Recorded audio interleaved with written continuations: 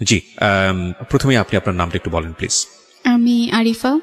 আরিফা, বয়স তো 17.5। জি। শুরুর আগে আমি আপনাকে জিজ্ঞেস করেছিলাম। তো আরিফা কোথা থেকে এসেছেন আপনি? আমি শরীয়তপুর থেকে এসেছি। শরীয়তপুর থেকে।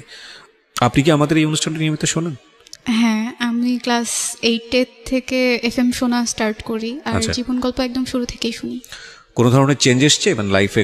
কখনো কোনো কিছু কি শোনার পরে কোনো কিছু কি ফলো করতেন, বা আপনি শুনেন কেন আসলে, শুনতে কেন, মানে রেগুলার শুনেছেন কেন? আমার কাছে ভালো লাগে এই জন্য, হয়তো বা একটা ভুল যেটা অন্য কেউ করেছে সেটার পরবর্তীতে আমি করব না, বা মনোবল যে জিনিসটা মানুষ খুব সহজেই হেরে যায়, আমার কাছে মনে হয় না খুব সহজে হেরে যাওয়া উচিত। তো এটা আপনি এই অনুষ্ঠান শুনেই মূলত পেয়েছেন। Thank you so much. আমরা শুরু করতে চাই, আর আমি পুরো গল্প বলতে গিয়ে কখনো কখনো তুমি বলে ফেলবো, because you are much younger than me. So start একেবারে যেখান থেকে বলতে ইচ্ছে করে। আমার জন্ম হয়েছিল ঢাকাতে। মা বাবা আমি আর ভাইয়া একসাথেই থাকতাম।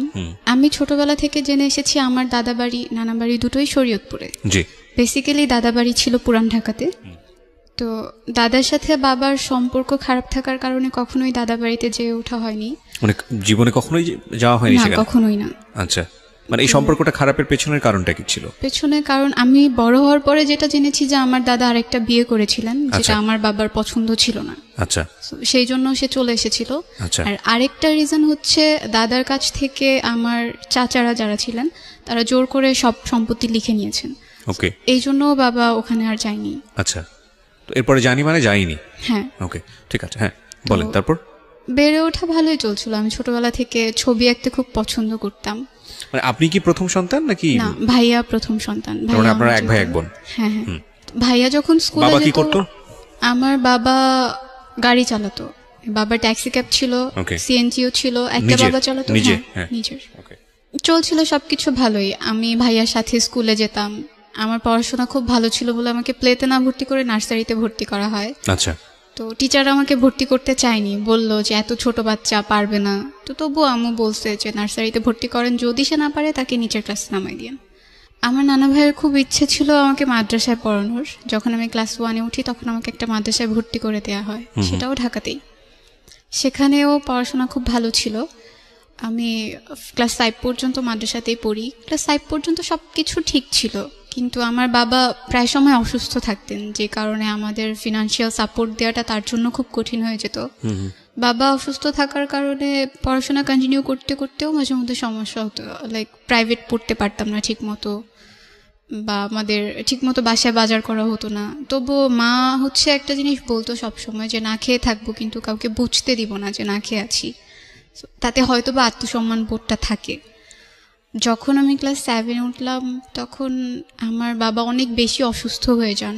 সে বেড রেস্টে ছিল, বিছানা থেকে উঠতে পারতো না।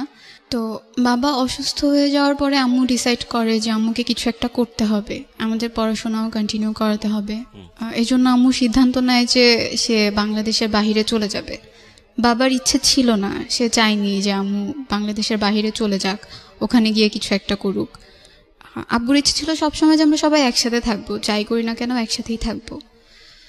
এরপর আম্মু বাবার বিরুদ্ধে গিয়েই তার পাসপোর্ট করে, ভিসার জন্য অ্যাপ্লাই করে, আর একটা সময় হয়েও যায়। তো আমার নানা মারা যায় 2012-এ আগস্টে। তো তখন আম্মুর প্রায় যাওয়ার ডেট চলে আসছে। কোথায়, কোন দেশে? জর্ডানে। জর্ডানে? হ্যাঁ। তখন তুমি ক্লাস 7-এ পড়ো? হ্যাঁ, আমি তখন ক্লাস 7-এ পড়ি। 2012-এর সেপ্টেম্বরের 17 তারিখে আম্মু বাংলাদেশ থেকে চলে যায়। এটা তোমার বাবার একেবারে অনুমতি? কোনো ইচ্ছে ছিল না। কি পেশায় যায় উনি তখন? Home servant. Home servant. কত সালের কথা বলছো? 2012। এই বিষয়গুলো একটু খেয়াল রাখবেন। হ্যাঁ। তো যখন বাবা আম্মুকে যেতে দিতে চায়নি, তো আমরা যখন এখানে ছিলাম আম্মু তো ওখানে ছিল, মানে সে একটু খাপছাড়া ভাবে রয়ে গেছিল। সকালে কখন উঠছি, আমি স্কুলে যাচ্ছি কিনা, আমার পড়াশোনা ঠিক মতো হচ্ছে কিনা, এগুলো সে খুব একটা কেয়ার করতো না। সে যতটুকুই সময় দিতে পারতো, কখনো আমাকে এসে জিজ্ঞেস করতো না যে তুমি খেয়েছো কিনা, পড়ছো কিনা। দেখা যেত আমি সকালবেলা স্কুলে যাচ্ছি, তো আগে যেমন আমি স্কুলে যাওয়ার সময় আম্মু আমাকে খাইয়ে দিত, আমি হাত দিয়ে খেতে পারতাম না। এখন আমাকে কেউ খাইয়ে দেওয়ার মতো নাই, বা আমাকে যে বলবে তুমি খেয়ে নাও এটা বলার মতো কেউ নাই। মানে ওই সময়টাতে যখন তোমার মা জর্ডানে চলে গেল। হ্যাঁ। আবার যখন আমি স্কুল থেকে আসতাম, স্কুল থেকে এসে যেদিন খালামুনি না আসতে পারতো আমাকে রান্না করতে হতো। এমন হতো যে রাতে আর সকালে দুটা রান্না করে রাখছি আমি রাতেই। ক্লাস 7-এ পড়া অবস্থায়? হ্যাঁ, তখন থেকেই। আচ্ছা। আমাদের রান্না করতে হতো। ভাইয়া মাঝে মাঝে হেল্প করতো। তোমার ভাইয়া তখন কি করতো? ও তো তোমার চেয়ে বয়সে বড়। ভাইয়া বয়সে বড় হলেও আমরা একই ক্লাসে পড়তাম। কেন? ভাইয়া পড়াশোনায় খুব একটা ভালো ছিল না, যার জন্য ওকে নিচের ক্লাস নামায় দেওয়া হয়েছে। তোমার চেয়ে বয়সে কত বছরের বড় ছিল? 2 বছর। 2 বছর, ওকে।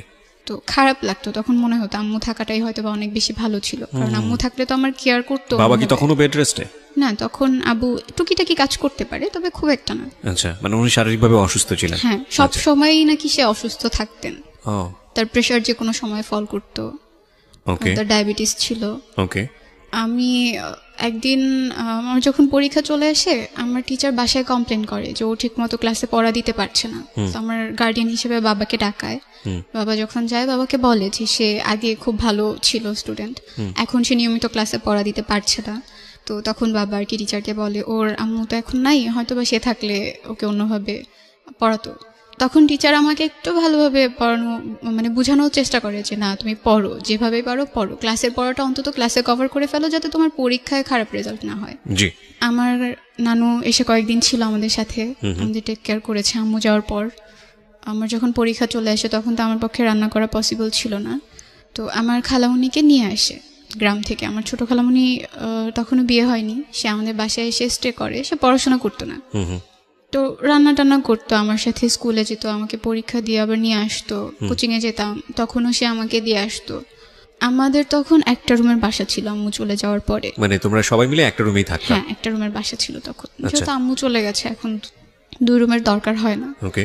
যখন খালামুনি আসছে, তখন আমার খুব আনইজি ফিল হতো, একটা বেড কিভাবে শেয়ার করবো আমরা সবাই। তো আমি আর খালামুনি নিচে ঘুমাতাম, ভাই আর আব্বু উপরে থাকতো। তো আমার পরীক্ষা শেষ হওয়ার পরে বাবাই ডিসাইড করে যে এভাবে তো আসলে হচ্ছে না, ওদের পড়াশোনায়ও ক্ষতি হচ্ছে। সো আম্মু, বাবা, নানু সবাই মিলে সিদ্ধান্ত নেয় যে আমরা নানু বাড়িতে চলে যাব, ওখানেই থাকবো, ওখানেই পড়বো। তখন তোমরা ঢাকাতে? হ্যাঁ, তখন আমরা ঢাকাতে। 2013-এ আমি ভাইয়া দুজনে গ্রামে চলে যাই নানুর বাসায়। তো সেখানে স্কুলে ভর্তি হই। যাওয়ার পরেই না, নানুর বাড়ি কোথায় ছিল? নানুর বাড়িটা শরীয়তপুরে ছিল। শরীয়তপুরে, ওকে। তো শরীয়তপুরে যাওয়ার পরে ওখানকার একটা স্কুলে ভর্তি হই। স্কুলে অনেক পরিচিত মানুষ ছিল, আশেপাশের যত কাজিনরা ছিল ওরাও পড়তো। তো ওখানে যাওয়ার পরে একটা একটা করে সবাই ছড়াতে থাকে, ওর মা তো বিদেশে থাকে। আমি এই ব্যাপারগুলো সবসময় হাইড করে আসতাম, না আমি কাউকে বলবো না যে আমার মা বাইরে থাকে। আমি কেন তোমার এই পারসেপশনটা কেন?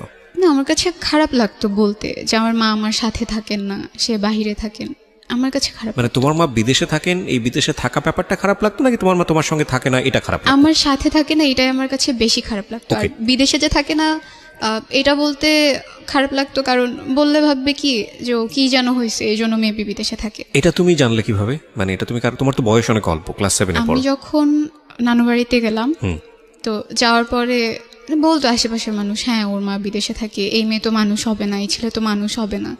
তো আমার মনে হতো আমি যদি আমার কোনো ফ্রেন্ডের কাছে গিয়েও এই ব্যাপারটা শেয়ার করি, সবাই হয়তো এটাই বলবে, না ও তো একটু অন্যরকম, ওর মা তো থাকে না কাছে, ওকে কে কিভাবে কিছু শিখাবে। ওকে, তো তার মানে তুমি সারাউন্ডিং থেকে মোটামুটি বুঝতে পারছো যে তোমাদের এই বিষয়টাকে পরিবেশ ভালোভাবে দেখছে না। আচ্ছা, তো তারপর থেকেই তোমার কাছে বিষয়টা আনইজি লাগতো। হ্যাঁ, তোমার মা কি টাকা পয়সা পাঠাতো তখন? হ্যাঁ, পাঠাতো, প্রতি মাসে টাকা পয়সা। আমার স্যালারি তখন খুবই কম ছিল, জাস্ট কোনো রকম চলে যেত আমাদের। আচ্ছা, ঠিক আছে, হ্যাঁ বলো। তারপর আমরা যে নানু বাড়িতে থাকছি, এই ব্যাপারগুলো আমার মামা মামি এরা সবাই একটু অপছন্দ করতো। তারা চাইতো না আমরা এখানে থাকি, বারবার বলতো ঢাকাতে থাকলে কি সমস্যা হতো, এখানে কেন থাকছে। যেটা হতো যে নানু 1 মাসের জন্য ঢাকায় চলে আসছিল, তখন বাসায় আমি, ছোট খালামুনি, আব্বু, ভাইয়া 4 জন ছিলাম। একদিন যখন আমি আসলাম স্কুল থেকে, তখন এসে আমি দেখলাম যে আমার বাবা আর আমার খালামুনি আমাকে দেখে দুজন আলাদা হয়ে যায়। তো ব্যাপারটা দেখে আমার কাছে খুব আনইজি ফিল হয় যে কেন তারা এইভাবে কেন থাকবে। এই ব্যাপারগুলো আমি সহ আমার ভাইয়াও বেশ কয়েকবার নোটিস করে। তো ওর কাছে মেবি বিষয়গুলো খারাপ লাগছে। কোন ক্লাসে পড়ো তখন তুমি? আমি তখন ক্লাস 8-এ পড়ি, 2013-এ। তো এই বিষয়গুলো যে খারাপ লাগতো, এগুলো কি মানে কারোর সাথে তোমরা আলোচনা করতে যে এটা নিয়ে বাবাকে কিছু বলা উচিত, বা বাবাকে সরাসরি কিছু বলা উচিত? না, আমি বাবাকে যথেষ্ট ভয় পেতাম, বলতে পারতাম। তোমার ভাইয়ার সাথে তোমার সম্পর্ক কেমন ছিল? তখন পর্যন্ত ভালো ছিল। তো তোমরা দুজন মিলে কি ডিসকাস করতে যে এই বিষয়টা আমাদের ভালো লাগছে না, সুতরাং একটু বলা উচিত? আমি দেখলে আমি কখনো ওর কাছে বলতাম না। ওকে, আর ও দেখলে আমাকে কখনো বলতো না, এগুলো আসলে পরে জানা হয়েছে যে না ও এগুলো নোটিস করছে। ঠিক আছে, বুঝতে পারছি, দুজনেই সেপারেটলি আলাদা আলাদা ভাবে বিষয়গুলো নোটিস করছো। হ্যাঁ, তোমার মায়ের সাথে তোমাদের সম্পর্ক কথা হতো ওই সময়টাতে, রেগুলার ফোনে কথা হতো? তোমার আম্মুকে বলতে বিষয়গুলো যে আম্মু এরকম তখন পর্যন্ত আম্মুকে কিছু বলিনি। তো তোমাদের তো বলতে কেউ না করেনি, তোমরা বলনি কেন? ভয় লাগতো হয়তো বা এটা নিয়ে কোনো একটা ঝামেলা তৈরি হবে। ওকে। ভাইয়া রাগ করে বাসা থেকে চলে যায়, 7 মাসের জন্য চলে যায়। কি নিয়ে রাগ করে? কি নিয়ে রাগ করে? এই ব্যাপারগুলো সে দেখতো, তার কাছে খুব খারাপ লাগতো। সে তো আমার চাইতে 2 বছরের বড়, একটু হলেও বুঝে আমার চাইতে। আচ্ছা। আমরা তাকে অনেক খুঁজেছি, পাইনি। না, তোমার ভাই যে 7 মাসের জন্য গেল, সে কি তার মার সঙ্গে যোগাযোগ করতো ওই সময়টাতে? না, কারোর সাথে যোগাযোগ করতো না সেই সময়টাতে। তো আম্মুকে যখন ভাইয়ার কথাটা বলা হয়, আম্মুকে প্রায় 1 মাসের মতো হাইড করা হয়। আম্মু যখন কল দিয়ে বলতো যে ভাইয়াকে দেওয়ার কথা, তো আমরা দিতে পারতাম না, কারণ ভাইয়া তো ছিল না। বলা হতো যে না এখানে গেছে ওখানে গেছে। তো আম্মুকে যখন বলা হলো যে ভাইয়া নাই, সে প্রচন্ড কান্না করে। তো বারবার জানতে চাচ্ছিল কেন সে চলে গেছে, কারণ কি ছিল। সে বারবার নানুকে প্রশ্ন করছিল যে কেন চলে গেল, আমি তো তাকে কোনো কিছুর অভাব দেইনি, তো কেন সে গেল। কারো কাছে আসলে কোনো রিজন ছিল না। আমি তখন পর্যন্ত আম্মুকে বলতে পারছিলাম না যে হয়তো বা এই ব্যাপারগুলো ওর কাছে খারাপ লাগছিল, এজন্য ও চলে গেছে। তো আমি আমার পড়াশোনাটা তখন পর্যন্ত কন্টিনিউ করছি। এর মাঝখানে আমার খালামুনি, ছোট খালামুনির বিয়ে ঠিক হয়। তুমি তখন ক্লাস 8-এ? হ্যাঁ, আমি তখনও ক্লাস 8-এ পড়ি। ওকে। বিয়ে ঠিক হওয়ার পরে তার বিয়েটা ভালোভাবে মিটে গেল, সবাই ছিল। তো খালামুনির বিয়েতে আমার মামাকে কিছুটা ঋণ করতে হয়, মানে সব মিলে পরিবারের অবস্থাটাও তখন খুব একটা ভালো ছিল না। এরপর আমি জেএসসি পরীক্ষা যখন দিব, রেজিস্ট্রেশন করা শেষ, সেই মুহূর্তে একদিন রাতে প্রায় 12টার পর আমাদের কাছে একটা কল আসে। তো নানুর ফোনে কলটা আসে। কল আসার পর নানু রিসিভ করে দেখে যে ভাইয়া কথা বলতেছে। ওকে। মানে ওর ভয়েসটা তো চিনতো। তো কথা বলার পর নানু হুট করে ভয় পেয়ে আমার কাছে কল দিয়ে দিছে যে এতদিন পরে সে কোত্থেকে কল দিল, কিভাবে আসলো। তো ভাইয়া আমার সাথে কথা বলতেছে, মানে তার বিহেভটা পুরো চেঞ্জ হয়ে গেছে। লাইক আগে সবাই ওকে খুব ভদ্র বলতো, আমি খুব বদমেজাজি ছিলাম, এজন্য আমাকে কেউ খুব একটা পছন্দ করতো না, বাট ভাইয়াকে সবাই অনেক বেশি ভালোবাসতো। তো এখন ওর সাথে যখন আমি ফোনে কথা বলছিলাম, আমার কাছে মনে হচ্ছে সবকিছু কেমন যেন চেঞ্জ, ওর কথাবার্তা, আচরণ। আর সে আমাকে তখন একটা কথা বলছিল যে আমি এখন সিগারেট খাচ্ছি, এই হ্যাবিটটা তার কখনোই ছিল না। এটা বলার পরে আমি ফোনটা কেটে দিছি ভয়ে, যেটাকে আসলে আমার ভাই, সে তো আমার সাথে এই ধরনের কথা কখনো বলেনি। ভয় পেয়ে কেটে দেওয়ার পরে নানু আমাকে জিজ্ঞেস করলো কি হয়েছে। তো আমি বললাম যে ও আমাকে বলতেছে ও সিগারেট খাচ্ছে। এটা বলার পরে সে আবার কল দেয়, কল দিয়ে কথা বলে। তো নানু তখন জিজ্ঞেস করে আব্বুর কাছে কল দিচ্ছে কিনা বা আম্মুর সাথে কথা হয়েছে কিনা। তো তখন ও বললো যে আম্মুর তো নাম্বার নাই আমার কাছে, বাট আব্বুর সাথে কথা হয়েছে, আব্বু বলছে যে কালকে আব্বুর ওখানে যেতে, আমি কালকে ওখানে যাব। তো ও আসলো, কয়েকদিন সে ঢাকাতে ছিল, আমার মেজো খালামুনির ওখানে ছিল। তারপর তাকে শরীয়তপুরে নিয়ে আসা হয়।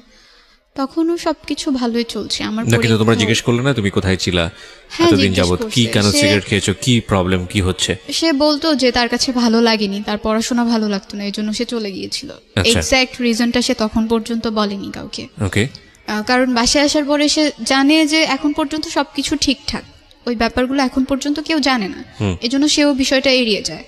তো আবার যখন পরীক্ষা কাছে আসে, আমার মামারা সবাই একদিন বাড়িতে আসে। আসার পরে আমি শুনছি যে আমাকে দূরে রেখে তারা সবাই কিছু একটা নিয়ে ডিসকাস করছে, আমাকে ব্যাপারগুলো জানতে দিচ্ছে না। আমার পরীক্ষা যখন চলে আসছে তার 2 দিন আগে আমি ঘুমিয়ে পড়ছি। আমি তখন ছোট খালামুনির সাথেই ঘুমাই।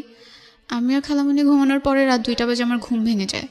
আমি প্রচুর এফএম শুনতাম, মিডনাইট পর্যন্ত এফএম শুনতাম। তো শুনতে শুনতে ঘুমায় পড়তাম। সেদিন এফএমটা শোনা হয়নি, মামারা সবাই বাসায় ছিল, এই জন্য 2টা বাজে যখন আমার ঘুম ভেঙে যায়, আমি তখন বাইরে খুব শাউট শুনতে পারি যে সবাই খুব চিল্লাচিল্লি করছে আর বলছিল আমার নাম নিয়ে যে ওকে তো এখানে রাখা যাবে না, ওকে এখানে রাখলে আমরা কেউ এই বাড়িতে আসবো না। আমার বড় মামিও বলছিল যে ও কেন এখানে থাকবে, এত কিছুর পরেও আপনি ওকে এখানে রাখতে চান। এগুলো আমার নানুকে বলার পরে নানু জাস্ট বলছিল যে আমি ওকে ফেলতে পারবো না, আমি ওকে কোথায় রাখবো, ও কার কাছে গিয়ে থাকবে, আমি ওকে আমার সাথেই রাখবো। যখন আমি এই কথাগুলো শুনছিলাম আমার কিছু খুব খারাপ লাগছিল। আমি জানতে চাচ্ছিলাম যে কি এমন হয়েছে যার কারণে তারা আমাকে এই কথাগুলো বলতেছে যে আমাকে এখানে রাখবে না। পরীক্ষার আগের দিন রাতে আবার শুনতে পেলাম যে আমার বাবার সাথে আমার ছোট খালামুনির অ্যাফেয়ার ছিল। আমি যখন এই কথাগুলো শুনলাম আমার মনে হলো আমার মাথার উপর আকাশ ভেঙে পড়েছে। মানে এটা নিয়ে রাতের বেলা গন্ডগোল হচ্ছিল? হ্যাঁ, এটা নিয়ে গন্ডগোল হচ্ছিল। এটা তোমার খালামুনির বিয়ের পরে? হ্যাঁ, খালামুনির বিয়ের 3 থেকে 4 মাস পরেই আস্তে আস্তে জানতে পারলাম যে তোমার বাবা তখন কোথায় ওই সময়? বাবা তখন ঢাকাতে। আচ্ছা। সে তখন ঢাকাতেই ছিল, ঢাকাতেই থাকতো। তো যখন এগুলো হয়, এই কথাগুলো যখন হচ্ছিল, তখন খালামণি নানুর বাসায় ছিল, তার হাজবেন্ডের সাথে তার তখন ঝামেলা চলছিল। এই ব্যাপারগুলো নাকি আরও প্রায় 2 মাস আগে থেকে কথাবার্তা হচ্ছিল, কিন্তু এইভাবে না। তখন পর্যন্ত খুব একটা কেউ জানতো না। বড় মামার বাসায় নাকি ছোট খালামুনির হাজবেন্ড বেড়াতে চায়, সেখানে গিয়ে সে মামা আর মামির সাথে এই কথাগুলো শেয়ার করে যে এরকম এরকম একটা কিছু হয়েছে। যখন আমাকে এগুলো বলা হয়, আমাকে একদম আমার নানু সামনাসামনি বলছিল যে তোর বাবাকে আমরা এত ভালো জানতাম, তোর বাবা এই কাজটা কিভাবে করলো। আমি তখন পড়ছিলাম, আমার পরীক্ষা পরের দিন। আমার কাছে প্রচণ্ড খারাপ লাগছিল, আর আমি বিশ্বাস করতে পারছিলাম না যে আমার বাবা এমন কিছু একটা করতে পারে। আর এখন যে এই ব্যাপারটা অনেক দূর এগিয়ে গেছে, যেখানে আমার আম্মু আমার খালামণিকে অনেক বেশি আদর করতো, তার জামা কাপড় থেকে শুরু করে এভরিথিং আম্মুই দিত। আমার পরীক্ষার আগের দিন পর্যন্ত তো এগুলো ঠিক আছে, আম্মুর সাথে আমার তখন পর্যন্ত কথা হয়নি। আমি যে আম্মুকে ফোন দিয়ে বলবো যে মা এগুলো তো ঘটছে, তুমি কি কিছু জানো কি না, সেই সুযোগটাও আমি পাইনি। পরের দিন আমার পরীক্ষা, আমার প্রথম পরীক্ষার দিন মা বাবার কাছে তো সবাই দোয়া চায়, যদি দূরে থাকে তাও দোয়া চায়। আম্মুর সাথে কথা বলতে পারিনি, কিন্তু আব্বুকে আমি কল দিলাম। কল দেওয়ার পরে আমার বাবার প্রথম প্রশ্ন ছিল, তুমি কার সাথে থাকতে চাও, তোমার আম্মুর সাথে নাকি আমার সাথে? তো আমার আসলে অনেক খারাপ লাগে, আমি তো দোয়া চাওয়ার জন্য আব্বুর কাছে কল দিছিলাম। এইরকম কোনো একটা প্রশ্ন আমি আশা করিনি। আমি তখন কিছু বলিনি, কলটা কেটে দিছি। কেটে দেওয়ার পরে পরীক্ষা দিতে গেলাম। এক্সাম হলে গিয়ে আমি লিখতে পারছি না, মানে আমার বারবার মনে হচ্ছে এসব কি হচ্ছে আমার চারপাশটায়। সব কিছু তো খুব ভালো ছিল, গোছানো ছিল, এগুলো কেন হচ্ছে? আমার বাংলা পরীক্ষাটা খুব খারাপ হয়। তো পরীক্ষা যখন দিয়ে আসছিলাম, আমি তো খুব কান্না করছিলাম। আমার 2টা খুব ক্লোজ ফ্রেন্ড ছিল স্কুলে, তো ওরা আমাকে জিজ্ঞেস করে কি হয়েছে, কান্না কেন করতেছি, সব কিছু তো ঠিক ছিল, হঠাৎ করে কি হলো? তো আমি তখন শুধু এইটুকু বলছিলাম যে আমার মামারা চায় না আমি আর নানু বাড়িতে থাকি, কিন্তু আমি এখান থেকে গিয়ে কোথায় থাকবো, আমার তো কারোর সাথে থাকার মতো জায়গা নেই। তো বলতেছে কেন, আঙ্কেল আছে না, আঙ্কেলের কাছে গিয়ে থাক, তোর তো এটা আরও ভালো একটা অপশন, ঢাকায় গিয়ে পড়তে পারবি, আবার সব কিছু আগের মতো হয়ে যাবে। তো আমি বললাম যে না, এটা পসিবল না, যেহেতু এখানে থাকা স্টার্ট করছি, আমি চাই এখান থেকে পড়াশোনাটা কন্টিনিউ করতে। আর নানু যতটা আদর করে এতটা আদর কেউ আমাকে করবে না। আমি পরীক্ষা দিয়ে বাসায় আসার পরে তখন এই ব্যাপারগুলো নিয়ে গন্ডগোল হচ্ছে। তো নানু তখন মামাদেরকে বলল যে ওকে যদি তোরা এখানে না রাখিস, আমিও এখানে থাকবো না। আর তোর যদি ইচ্ছা হয়, আমার বড় মামাকে বলছে যে তোর যদি ইচ্ছে হয় তুই আমাকে খাবারের কোনো টাকা টুকা দিস না, আমার লাগবে না, আমি এভাবেই চলতে পারবো, যা আসে জমি থেকে সেটা দিয়ে চলতে পারবো। তো নানুর সাপোর্টটা আমার মনে হয় তখন সবচেয়ে বেশি কাজে লেগেছে মেন্টালি স্ট্রং থাকার জন্য। আম্মুর সাথে আমি ব্যাপারটা প্রথম শেয়ার করি আমার বাংলা পরীক্ষা শেষ হওয়ার পরে। আম্মু নাকি এই ব্যাপারগুলো শুনেছে, যখন থেকে কথা হচ্ছে তখন থেকেই শুনেছে, কিন্তু সে আমাকে কিছু বুঝতে দেয়নি। আর এটা নিয়ে বাবার সাথেও তার খুব ঝামেলা হয়েছে। যেটা হতো যে এই ব্যাপারের পরে বাবা আমাকে ফোন দিত না, আমি বাবার সাথে কথা না বলে থাকতে পারতাম না। আমি নিজের থেকেই তাকে দিনে 4 থেকে 5 বার কল দিতাম, কিন্তু সে রেসপন্স করতো না। কল রিসিভ করলেও বলতো যে আমি এখন ব্যস্ত আছি, পরে কথা বলি। এরপর আমি ক্লাস 9-এ ভর্তি হলাম, জেএসসি রেজাল্ট পাবলিশড হলো। রেজাল্ট খুব একটা ভালো হয়নি, তবুও আম্মু কোনো রকম খুশি ছিল। আর তখন থেকে আসলে স্টার্ট হয় আমার উপর সবার যে একটা প্রেশার। আমি কারো বাসায় গেলেই প্রথম প্রশ্ন হতো, তুই কিছু জানতি না, তুই কি কিছু দেখিস নাই, এগুলো যে ঘটছে একদিনেই ঘটে গেল, তোর কি কখনো চোখে পড়ে নাই? তখন কিছু বলার ছিল না আমার, আমি ওখান থেকে চলে আসতাম। এরপর থেকে আশেপাশের মানুষগুলোর সাথে আমি কথা বলা খুব কমিয়ে দিই, কারো বাসায় যেতাম না, সবাইকে অ্যাভয়েড করা স্টার্ট করে দিই যে না, আমি আমার মতো করে থাকবো, কাউকে লাগবে না। যখন ক্লাস 9-এ ভর্তি হলাম, ক্লাসে পারফরমেন্স ভালো থাকার কারণে টিচাররা আমাকে খুব আদর করতো, সবাই চিনতো। একদিন তখন ফেব্রুয়ারি ছিল, আমি করিডোরে দাঁড়ানো ছিলাম স্কুলে, আমার একটা ফ্রেন্ড আমার সাথে ছিল। তো আমাদের স্কুলে কলেজও আছে। তো হঠাৎ করে কলেজের ভাইয়েরা যখন যাচ্ছিল, আমার একটা ফ্রেন্ড বলছিল, একটা ছেলেকে দেখিয়ে বলছিল যে এই ছেলেটা তো খুব সুন্দর, আমার খুব ইচ্ছে করে এর সাথে প্রেম করতে, যদি আমাকে বলতো আমি এক পায়ে রাজি হয়ে যেতাম। তো আমি হেসে দিচ্ছি, আমি কিছু বলি নাই, বলছি ছেলেটা এতটাও সুন্দর না যে তার সাথে প্রেম করতে হবে। এই কথাটা বলার পরে সে আমাকে বলছে তুমি জাস্ট ওর সাথে ফ্রেন্ডশিপ করে দেখাও। বলছি আমি যদি এখন হুট করে গিয়ে তাকে বলি যে ভাই আমি আপনার সাথে ফ্রেন্ডশিপ করবো, সে তো আমাকে একটা চড় দিয়ে দিবে, পিচ্ছি মেয়ে কোত্থেকে আসছে ফ্রেন্ডশিপ করতে। এটা বলার পরে সে বলতেছে আমি তোমাকে ফোন নাম্বার কালেক্ট করে দিব এনিহাও, বাট তোমার ওর সাথে ফ্রেন্ডশিপ করে দেখাতে হবে, যদি তুমি না পারো তুমি স্কুলে আসবে না। লাইক একটা চ্যালেঞ্জের মতো হয়ে গেছে। তো আমি বললাম ওকে ফাইন, তুমি যদি আমাকে নাম্বার কালেক্ট করে দিতে পারো আমি দেখবো বাকিটা কীভাবে কী করা যায়। তখন পর্যন্ত আমার কোনো পার্সোনাল ফোন ছিল না। তো প্রায় 1 মাস পরে সে আমাকে একদিন মেসেজে একটা নাম্বার দিল, আর তার নামটা আমি এখানে বলতে চাচ্ছি না। তো নামটাও সাথে লিখে দিছিল যে এটা ওর নাম্বার। তো আমি ওকে জিজ্ঞেস করলাম কিভাবে কালেক্ট করছো, বললো যে আমার একটা ফ্রেন্ড আছে তার কাছ থেকে কালেক্ট করে দিছি। কোন ক্লাসে পড়ো তখন তুমি? তখন আমি ক্লাস 9-এ। ক্লাস 9-এ পড়ো। তোমার ভাই কি তোমার সঙ্গে থাকে? না, ভাইয়া তখন ঢাকাতে থাকতো, ঢাকাতে আব্বুর সাথে, বাবার সঙ্গে থাকতো। হ্যাঁ। তুমি থাকতো তোমার নানুর সঙ্গে। হ্যাঁ। আচ্ছা। তো আমি সেদিন রাতেই একটা মেসেজ দিই, মেসেজ দেওয়ার পরে হ্যাঁ ছেলেটাকে মেসেজ দিই। ছেলেটা কি তোমাদের স্কুলের কলেজ সেকশনে পড়তো? হ্যাঁ হ্যাঁ। ওকে। সে তখন ইন্টারমিডিয়েট ফার্স্ট ইয়ারে পড়তো। তুমি তখন ক্লাস 9-এ? হ্যাঁ। তো মেসেজ দেওয়ার পরে সে রিপ্লাই দেয়, সাথে সাথেই রিপ্লাই দেয়, জিজ্ঞেস করে কে। তো আমি আমার পরিচয়টা গোপন রেখেই তার সাথে কথা বলছিলাম। জি। আমি যখন তাকে মেসেজ দিছি তখন আমি আমার ফ্রেন্ডকে বললাম যে আমি তো তাকে মেসেজ দিছি, সে রিপ্লাই দিছে। তার আগে তুমি আমাকে একটু বলো, সেটা হচ্ছে যে আমি এখান থেকে আবার শুনবো তোমার কাছে, কিন্তু এটা নিয়ে তোমার বাবার সঙ্গে তোমার যোগাযোগ হতো, তোমার বাবা বিষয়টাকে ডিনাই করতো, মানে তোমার সঙ্গে কথা বলতে চাইতো না। বিষয়টা এরকম ছিল যে বাবা তোমাকে যে প্রশ্নটা করেছিল যে তুমি কার সঙ্গে থাকবা, বাবার সঙ্গে থাকবা নাকি ওখানে থাকবা, সেটার সিদ্ধান্ত আসলে সে পায়নি, বা তুমি বাবার সঙ্গে থাকছো না এই কারণে বাবা তোমার উপর রাগ করেছিল, বিষয়টা কিরকম? না, বিষয়টা এমন না, বাবা আসলে চাইতোই না, সে আমাদেরকে দূরে সরাতে চাচ্ছিল আস্তে আস্তে, সে চাচ্ছিল তার মতো করে আলাদা থাকতে। আচ্ছা। আর আম্মুও চাইতো না যে আমি বাবার সাথে কথা বলি বা বাবার সাথে সম্পর্ক রাখি। আর ভাইয়া থাকতো, ওর তো ঢাকায় থেকে আবার পড়াশোনা করা স্টার্ট করে দিছে, ওর ওখানে থাকার মতো খুব একটা জায়গা ছিল না, তো এই জন্য ও বাবার সাথে থেকেই পড়াশোনাটা করতো। তুমি এই ঘটনা ঘটার পরে মার সঙ্গে কি বিষয়গুলো নিয়ে কথাবার্তা হলো? মা কি তোমাকে কিছু জিজ্ঞেস করেছিল বিষয়গুলো নিয়ে? আম্মু আমাকে কিছু জিজ্ঞেস করেনি। আমি যখন পরীক্ষা দিয়ে আসার পর আম্মুর সাথে কথা বললাম, আমার খুব মন খারাপ ছিল, পরীক্ষা তো ভালো হয়নি, তার উপর বাসায় এত কথা হচ্ছে। তো আম্মুকে আমি বললাম যে মা আমার পরীক্ষা ভালো হয়নি। জিজ্ঞেস করলো কেন, আমি বললাম বাসায় এরকম এরকম কথা হচ্ছে, তারা আমাকে এখানে রাখতে চাচ্ছে না, কারণটাও বললাম। তো বলতেছে আচ্ছা ঠিক আছে, তুমি কয়েকদিন থাকো, পরীক্ষাটা দাও, তারপর দেখা যাবে কি হয়। তো ওই ছেলেটাকে আমি যখন মেসেজ দিই তখন আমি আমার ফ্রেন্ডকে সাথে সাথে ইনফর্ম করলাম যে আমি তো ওকে মেসেজ দিছি। আমার ফ্রেন্ড যার কাছ থেকে ফোন নাম্বারটা এনে দিছে তাকে সাথে সাথে বলে দিছে যে তাকে তো মেসেজ দিছে, সে তো রিপ্লাই দিছে। এটা বলার পরে সেই ছেলেটা আবার এই ছেলেটাকে নক করে মেসেজে যে তুমি কার সাথে কথা বলতেছো মেসেজে, আমি কিন্তু জানি। তো তখন আর কি তাকে জিজ্ঞেস করে নাম বলো, কার সাথে কথা বলতেছি, কে আমাকে মেসেজ করছে, তার অ্যাড্রেস দাও। তো আমি একটা মিথ্যা অ্যাড্রেস দিয়েই তো পরিচয়টা স্টার্ট করি, সে সেই অ্যাড্রেসটাই বলে, সেও জানতো না আসলে আমি কে। তো আমার হচ্ছে জাস্ট ফ্রেন্ডশিপ করাটা একটা ইস্যু ছিল, আর কিছু ছিল না। আমি ফ্রেন্ডশিপ করার পর তার সাথে কথা বলা বন্ধ করে দিব, এরকম কিছু একটা প্ল্যান ছিল। তোমাদের যে ফ্রেন্ডশিপের জায়গা থেকে আমি আবারও ফিরি, কিন্তু তার আগে আমাকে একটু বলো, তোমাদের বাবার সাথে মার যে দূরত্ব বা সেপারেট হয়ে যাওয়ার যে ব্যাপারটা, সেখানে যেই ব্যক্তিটি মানে তোমার আন্টি, তো সেখানে ওনার যে 3 মাস পরে যে প্রবলেমটা হলো বিয়ের পরে, ওনার অবস্থা কি দাঁড়ালো ওই ঘটনার পরে? উনি তখন নানুর বাসাতেই থাকতো, আমাদের সাথেই থাকতো, কিন্তু আমি খালামুনির সাথে কথা বলতাম না। কথা বলতে না তুমি? উনি ওই বাসাতে থাকতো কেন? ওনার শ্বশুর বাড়ি কি সমস্যা হচ্ছিল ওখানে থাকতে? তো তখন ডিভোর্স হয়ে গেছে। ও ডিভোর্স হয়ে যায় তখন এই ঘটনার প্রেক্ষাপটে? ডিভোর্স হয়ে যায়।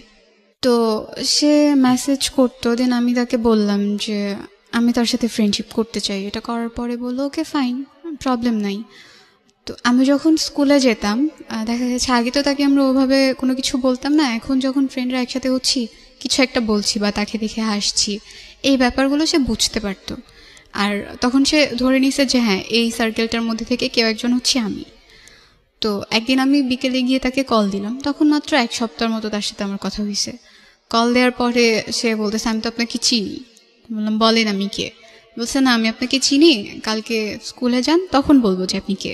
আমরা যখন স্কুলে গেলাম যেটা হতো যে ক্লাস শুরু হওয়ার আগ পর্যন্ত রুমের সামনে দাঁড়িয়ে দাঁড়িয়ে গল্প করতাম, আর আমাদের ক্লাসের সামনে দিয়ে তাদের ক্লাসে তাদের যেতে হতো।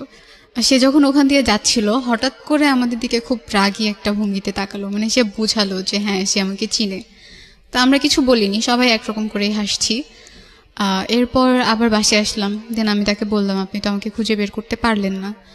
তো এটা বলার পরে সে বলতেছে আচ্ছা ঠিক আছে আমি তো খুঁজে বের করতে পারিনি, আমি ব্যর্থ, আপনি একটা কাজ করবেন, কালকে যখন স্কুলে যাবেন স্কুলের মেইন গেটের সামনে ব্লু বল পেন হাতে দাঁড়ায় থাকবেন। তো স্কুলে যাওয়ার পরে আমি আমার ফ্রেন্ডদের সাথে ব্যাপারটা শেয়ার করি, তো হুট করে আমার একটা ফ্রেন্ড বলে ওঠে আমরা সবাই ব্লু বল পেন হাতে দাঁড়ায় থাকবো, সো দেখবো সে কিভাবে খুঁজে বের করতে পারে। স্কুল গেটে গেলাম, সেখানে সবাই একটা করে ব্লু বল পেন হাতে দাঁড়ায় আসি। তো সে আর তার সাথে তার একটা ফ্রেন্ড ছিল, দুজন এসে মানে হতভম্ব হয়ে যায়, সবার হাতে ব্লু বল পেন, কোনটা আসলে ওই মেয়েটা। তো এটা ভেবে তারা আর কি চলে যায়, একটু লজ্জাও পায় যে আসলে খুঁজে বের করতে পারেনি। তো চলে যাওয়ার পরে বাসায় গিয়ে সে আমাকে জিজ্ঞেস করে যে আপনি এবার আপনার পরিচয়টা দিতে পারেন।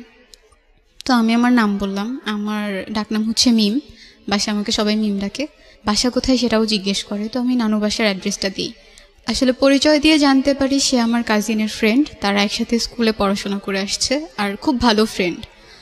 এটা জানার পরে সে আমার কাজিনকে জিজ্ঞেস করে এই নামের কি তোদের ওখানে কোনো মেয়ে আছে? বললো হ্যাঁ আছে। তো সে যেটা করে আমার নানু বাসার কাছে এসে আমাকে একটা মেসেজ দেয় যে আপনি একটু বের হন। আমার নানু বাসার কাছেই নদী ছিল, তো আমাকে বললো নদীর ওখানে যেতে।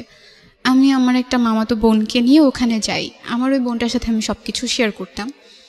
তো ওকে নিয়ে ওখানে যাওয়ার পরে আমি ভাবছি মেবি সামনের দিকে একটা রাস্তা আছে সেখান দিয়ে আসবে, তারা যে অলরেডি এসে পড়ছে এটা আমি জানতাম না। আমি দাঁড়াইছিলাম, সে আমার পেছনে দাঁড়ায় আমাকে ফোনে কল দিছে। তখন পর্যন্ত নানুর ফোনটা আমি ইউজ করি, তো ফোনে কল দেওয়ার পরে আমি কলটা কেটে সামনের দিকে তাকায় আছি, হ্যাঁ আসবে তো ওই দিক থেকে আসবে। তো সে যখন আমাকে ডাক দিল পেছন থেকে, আমি ঘুরে দেখি সে, আমি অবাক হয়ে গেছি। পরে ওখান থেকে চলে আসি, তার সাথে তখনও কোনো কথা বলিনি। চলে আসার পরে অনেকবার মেসেজ দিল আরেকবার চাওয়ার জন্য। তো আসলে আমি ভয় পেতাম খুব, আমার যে চাচাতো মামারা ছিল সে যদি দেখে ফেলে বা কেউ যদি দেখে এটা নিয়ে কিছু একটা হয়ে যাবে। এমনিতেই তো বাসায় এত ঝামেলা আমাকে নিয়ে, আমাকে তারা এখানে রাখতে চাচ্ছে না। আমি ভয় পেয়ে ওখান থেকে চলে আসার পরে নানু আসলে আমাকে খাবার জন্য রাখছিল অনেকক্ষণ যাবত, আমি আসছিলাম, নানু ওখানেই দাঁড়িয়েছিলাম। পরে চলে এসে খেতে বসছি, সে তো ননস্টপলি আমাকে মেসেজ দিয়ে যাচ্ছে আরেকবার যাওয়ার জন্য, আমি আর যাইনি। তো সেদিন রাতে কথা হলো, আমি অনেক রাত পর্যন্ত এফএম শুনতাম, সেদিনও শুনছিলাম। সে তখন থেকে আর কি খুব কেয়ার করা স্টার্ট করলো, লাইক এত রাত পর্যন্ত এফএম শোনা ভালো না, ঘুমিয়ে পড়েন, পরদিন আপনাকে ক্লাসে যেতে হবে, গিয়ে ক্লাসের মধ্যে ঘুমাবেন, টিচার তো বকা দিবে। এরপর 2 মাসের মতো ভালোই চলছিল। হঠাৎ করে সে যেটা করা স্টার্ট করে, আমি যদি তাকে মেসেজ না দিই বা আমি যদি তার সাথে কথা না বলি, কোনো অকেশনে যদি আমি তাকে উইশ না করি, সে খুব রেগে যায়। আচ্ছা, তখন 14 এপ্রিল চলে আসছে, পহেলা বৈশাখ। আমি পহেলা বৈশাখে তাকে মেসেজ করিনি, আমার মনে ছিল না। তো পরদিন সকালবেলা আমি উইশ করার পরে সে খুব রাউড বিহেভ করা স্টার্ট করলো যে কেন তাকে আমি উইশ করি নাই, আমি মেবি তাকে পছন্দ করছি না, সে যে আমার সাথে কথা বলে এটা এখন আমার কাছে বিরক্তিকর কারণ হয়ে দাঁড়াচ্ছে। আমি বললাম না এমন কিছু তো না, আমি জাস্ট এমনিতে ভুলে গেছিলাম, এজন্য আর উইশ করা হয়নি। সেটা নিয়ে সে অনেক রাগ দেখে আমার সাথে কথা বলা অফ করে দেয়। সো আমি ব্যাপারটা মেনে নিই, আচ্ছা ঠিক আছে, কথা না বলতেছে, আমার তো এমন আহামরি কিছু না যে তার সাথে আমার কথা বলতেই হবে। এবার যেটা সে করা স্টার্ট করলো, আমি যখন স্কুলে যেতাম তার যত মেয়ে ফ্রেন্ড ছিল ক্লাসে, আমার সামনে এনে তাদের দিয়ে খুব কথা বলতো, লাইক আমরাও দাঁড়ায় আছি তারাও দাঁড়ায় আছে, আমাদের সামনে খুব কথা বলতেছে, হাসাহাসি করতেছে। বা আমি যদি আমার অফ পিরিয়ড যখন থাকতো তখন বাইরে যখন দাঁড়ায় থাকতাম, সে আমার সামনে দিয়ে যেত, তার কোনো একটা মেয়ে ফ্রেন্ডের হাত ধরে যেত। মানে সামহাউ এটা বুঝতে পারছেন যে আপনাকে নোটিস করছে কোনো না কোনো ভাবে। হ্যাঁ, নোটিস করছে, আর সে চাচ্ছে আমি একটু জেলাস ফিল করি। ওকে, কিন্তু আমি এমনটা করিনি, আমার কাছে খারাপ লাগতো না। আমি যেটা করা স্টার্ট করলাম যে আমার ক্লাসে যত ছেলে ফ্রেন্ড ছিল তাদের সাথে আমি খুব একটা কখনোই কথা বলতাম না, বাট তখন থেকে কথা বলা স্টার্ট করলাম। তার ইন্টারমিডিয়েট ফার্স্ট ইয়ার ফাইনাল পরীক্ষা যখন চলে আসে, আমি যেই সিমটা, আমার একটা সিম ছিল, নানুর ফোন থেকে মেসেজ দিলে তো জেনে যাবে বা কোনোভাবে যদি নানু জেনে যায় এই ভয়টাও পেতাম, এজন্য একটা সিম কার্ড নিয়েছিলাম। সেই সিম কার্ডটা আমি অফ করে দিই যখন সে আমার সাথে কথা বলা বন্ধ করে দেয়। এনিহাও সে আমার নানুর নাম্বারটা কালেক্ট করে, আমার নানুর ফোনে সে একটাই মেসেজ দেয়, জাস্ট আমাকে বলে ওই সিমটা ওপেন করতে। তো আমি ভাবলাম এতদিন পর মেসেজ দিল, ওকে সিমটা ওপেন করে দেখি। সিমটা ওপেন করার পর 200টা মেসেজ আসে, অনেক সরি লেখা, অনেক কিছু লেখা। তো আমি তখনও রিপ্লাই দেইনি। আচ্ছা, আমাদের গ্রুপ ক্লাসগুলো যে হতো সেগুলো তাদের কলেজ সেকশনেই হতো, তাদের ক্লাসগুলো শেষ হয়ে যাওয়ার পর আমরা ওখানে গিয়ে গ্রুপ ক্লাস করতাম। তো সেদিন তাদের প্র্যাকটিক্যাল পরীক্ষা ছিল কৃষি শিক্ষার, তারা ওখানে পরীক্ষা দিচ্ছে, আমরা যে রুমে গিয়ে ক্লাস করছি সেই রুমের বাইরেই ব্যালকনিতে তারা বসে পরীক্ষা দিচ্ছে টিচারের কাছে। তো তার পরীক্ষা শেষ হওয়ার পরে সে একদম এমন একটা জায়গায় গিয়ে দাঁড়ালো যেখান থেকে ক্লাসের বাইরে থাকলেও আমাকে দেখা যায়। আমার কাছে খারাপ লাগছিল যে কেন আমাকে এভাবে দেখছে, কেন এভাবে নোটিস করছে। আমি ওখান থেকে সরে সামনে গিয়ে বসি। তো সেদিন ক্লাসটা কন্টিনিউ করার পরে আমি আমার ফ্রেন্ডগুলোর সাথে ডিসকাস করলাম যে সে তো আমাকে এতবার সরি বলেছে, তো আমি কি তাকে রিপ্লাই দিব কি না। তো বলতেছে আচ্ছা দাও, বাসায় গিয়ে কথা বলো, গিয়ে দেখো কি বলতে চায়। তো আমি বাসায় গিয়ে তাকে মেসেজ দেই, দেওয়ার পরে আবার সব কিছু নর্মাল হয়। সে অনেকবার সরি বলার পরে আবার কথা বলা স্টার্ট করি। আমাদের ফোনে খুব কম কথা হতো, হয়তো 2 সপ্তাহে একবার ফোনে কথা হতো, বেশিরভাগ সময়টা মেসেজে কথা বলতাম। 2-3 দিন যাওয়ার পরে আমি একদিন বলি যে আমার প্রচন্ড মাথা ব্যথা করতেছে, এখন মেসেজ করতে পারবো না, আমার খারাপ লাগতেছে। সে তখন আমাকে একটা মেসেজ পাঠায় যে বাসা তো খুব কাছে, আমি কি আসবো, দেখে যাবো? বলছি না, আপনার আসার দরকার নেই, আপনি কেন আসবেন? তো সে বলতেছে ওকে ফাইন, আমি মেসেজ করতেছি, যদি খারাপ লাগে তখন বলবেন যে হ্যাঁ খারাপ লাগতেছে। আর এর মাঝখানে সে আরেকটা টেক্সট করে যে আমি আপনার মাথায় হাত বুলাই দিয়ে আপনি ঘুমায় যান। তো ব্যাপারটা একটু আমার কাছে অন্যরকম লাগে, হঠাৎ করে এই কথাটা সে আমাকে কেন বলবে। দেন আমি আবার পরের দিন স্কুলে গেলাম, স্কুলে গিয়ে ফ্রেন্ডদের সাথে এই ব্যাপারগুলো শেয়ার করলাম, সে তো এগুলো বলতেছে। তো ওরা এমন একটা ভাব নিয়ে আমাকে একটা কথা বললো, এই ছেলে তোমাকে প্রপোজ করবে? জীবনেও না, এটা তো জাস্ট সে এমনি বলে ফেলছে কথার প্রসঙ্গে।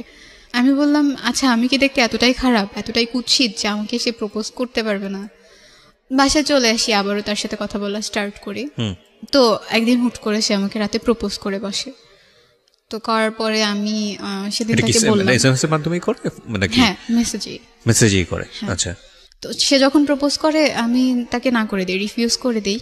করার পরে সে বললো ওকে ফাইন, তুমি যদি সময় নিতে চাও সময় নিতে পারো, আমার কোনো প্রবলেম নেই, আর আমি জোর করছি না, আমার জোর করার দরকারও হবে না। তখন থেকে সে যেটা করলো, কলেজে আসা কমিয়ে দিল। সে চেষ্টা করছিল ট্রান্সফার হওয়ার অন্য কোনো কলেজে, সেটার জন্য অ্যাপ্লাই করেছে। তো আমার সাথেও তার খুব কম দেখা হতো। একদিন আমি একটা বিয়ের অনুষ্ঠানে গিয়েছিলাম, সো আমি একটা ব্ল্যাক কালারের ড্রেস পরা ছিলাম। তো সেদিন যখন আমি আসছি তার সাথে আমার রাস্তায় দেখা হয়, সেও একটা ব্ল্যাক কালারের ড্রেস পরা ছিল। তো দিন বাসায় আসার পরে মানে বলতেছে হ্যাঁ আজকে তো ম্যাচিং হয়ে গেছে ড্রেসেও। ম্যাচিং হয়ে গেছে, এটা তো আহামরি কিছু হয়নি, ম্যাচিং হলেই কি আর না হলেই কি। তো সে বলতেছিল যে হ্যাঁ আপনি মেবি আমার মেসেজে বিরক্ত হচ্ছেন, আমি আর মেসেজ করবো না। বললাম ওকে ফাইন, মেসেজ করার দরকার নাই। তবুও করতো, হঠাৎ করে 2-1টা মেসেজ করতো, আবার করতে করতে কথাও হতো অনেকক্ষণ পর্যন্ত। এর মাঝখানে যেটা হয় যে কোনোভাবে আমার নানু বুঝতে পারে ব্যাপারটা যে না ও কিছু একটার মধ্যে আছে, মানে আপনি কিছু একটার মধ্যে ফলিং হচ্ছেন। হ্যাঁ, নানু আমাকে একদিন জিজ্ঞেস করে তুমি কি কারোর সাথে কথা বলো? আমি আসলে এই প্রশ্নটার জন্য তখনও প্রস্তুত ছিলাম না। আমি বললাম না তো, আমি কারোর সাথে কথা বলি না, সবকিছু ঠিক আছে। তো যেটা হয় যে সে আমাকে একদিন রাতে বলল সে বাংলাদেশের বাইরে চলে যাওয়ার জন্য ট্রাই করতেছে, চলে যাবে, পড়াশোনা আর করবে না, এখানে স্টপ থাকবে। তো এটা বলার পরে আমার খারাপ লাগে যে কেন চলে যাবে, এখানেই থাকতো, পড়াশোনা করতো, কথা তো হচ্ছিলই, ফিল করতেছিলাম কিছু একটা হয়তো বা হচ্ছে। আর যেটা হতো, আমার তো খুব একটা ফ্রেন্ড ছিল না, আমার সবসময় লোনলি ফিল হতো যে আমার সাথে কথা বলার মতো কেউ নাই, আমাকে কেয়ার করার মতো কেউ নাই, আমি কোথাও গেলে আমার সাথে ঘুরতে যাওয়ার মতো কেউ নাই। তো একদিন রাতে সে আমাকে বললো তার পাসপোর্ট হয়ে গেছে, এখন সে ভিসার জন্য অ্যাপ্লাই করবে, সে চলে যাবে।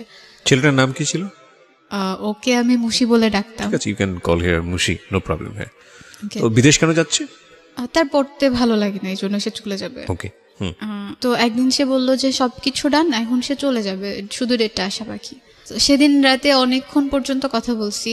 তো সে আমাকে সেদিন একটা কথা বলছিল যে আজকের পরে হয়তো বা আর কখনো কথা হবে না, কারণ 2-1 দিনের মধ্যে তো আমি চলে যাব, এই কয়েকদিন অনেক ব্যস্তও থাকবো, সারাদিন তো আর মেসেজ করা পসিবল না, যেহেতু আমরা ফোনে কথা বলি না। তো আমি মেনে নিলাম, আচ্ছা ফাইন।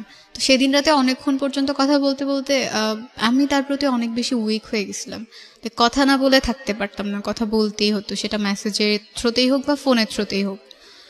তো ওই দিন রাতে আমি তাকে, সে আমাকে প্রপোজ করেছিল, সেটার অ্যান্সার দিয়ে দিই যে না I can't live without you, আমার লাগবেই আপনাকে, আমার আপনার সাথে কথা বলা লাগবেই, আমি থাকতে পারবো না এইভাবে। তো সে বললো আচ্ছা ঠিক আছে, দেখি কি করা যায়। তো আমি তাকে খুব রিকোয়েস্ট করি বাংলাদেশের বাইরে না যাওয়ার জন্য। তো তাকে আমি যেতে না করার পরে সে বললো আচ্ছা আমি বাসায় কথা বলে দেখি, যেহেতু আমি সবার ছোট, আর আমার বড় আমার বোনরা আছে, আমার দুলাভাইরা আছে, তাদের সাথে আমি কথা বলে দেন তোমাকে জানাবো। তো 2 দিন পরে সে বললো ওকে ফাইন, আমি যাচ্ছি না, আমি পড়াশোনাটা কন্টিনিউ করব। তো এর মাঝখানে বাসায় প্রবলেমগুলো চলছিল, আব্বু টোটালি আমাদের সাথে যোগাযোগ করা অফ করে দিছে, খুবই রেয়ার তার সাথে আমার কথা হতো। ভাইয়ার কাছ থেকে জিজ্ঞেস করতাম সে কেমন আছে, ঠিক মতো খাচ্ছে কিনা। তো ভাইয়ার কাছ থেকে আপডেট পেতাম বলে বাবাকে আমিও কল করা অফ করে দিই, যেহেতু সে আমাকে ওভাবে কথা বলতে চায় না আমার সাথে, একটু এড়িয়ে চলছিল। তার মুশির সাথে আমি আমার ফ্যামিলির ব্যাপারগুলো তখন পর্যন্ত শেয়ার করিনি। আমি ভয় পেতাম যদি আমি এগুলো বলার পরে সে আমার সাথে রিলেশনটা না রাখে, এই ভয়গুলো কাজ করতো বলে আমি কখনো তার কাছে বলিনি। আর সেও কখনো আমাকে জিজ্ঞেস করেনি আমি নানু বাড়িতে কেন থাকি। ক্লাস 9টা এভাবে পার হয়ে গেল। আমি যখন ক্লাস 10-এ উঠলাম তখন আমার আম্মু বাংলাদেশে আসেন। তো আম্মু যখন বাংলাদেশে আসেন আমাকে বলা হয় যে আম্মু বাংলাদেশে আসবেন, ভাইয়া তাকে রিসিভ করতে যায়। আম্মু আমার ছোট মামার বাসায় উঠে, মামার বাসা ঢাকাতেই ছিল। তো আমি আর নানু গ্রাম থেকে ঢাকাতে যাই। যখন ঢাকাতে যাব তখন নানুর হাতে টাকা ছিল না। তো আমি টিউশন পড়াতাম, আমার 2টা কাজিনকে পড়াতাম। মানে আমি এতটা খুশি ছিলাম আম্মুকে দেখবো যে আমি সেই টাকাগুলো সব নানুকে দিয়ে দিছি, বলতেছি এটা দিয়ে আমরা ঢাকায় যাব, আম্মুর জন্য কিছু একটা কিনবো, এতদিন পর সে আসতেছে। তো আমি যখন ঢাকায় যাই, আমি গিয়ে আমার বড় মামার বাসাতে উঠি নানু সহ। আম্মু আসে ভাইয়ার সাথে। আম্মু যখন আসে সে আমাকে ওভাবে না খেয়াল করেনি, মানে সে চিনতে পারতেছিল না। সে ভাবতেছিল কত বছর পরে আসলো বলো তো? আম্মু প্রায় 2.5 বছর। 2.5 বছর পরে। আচ্ছা।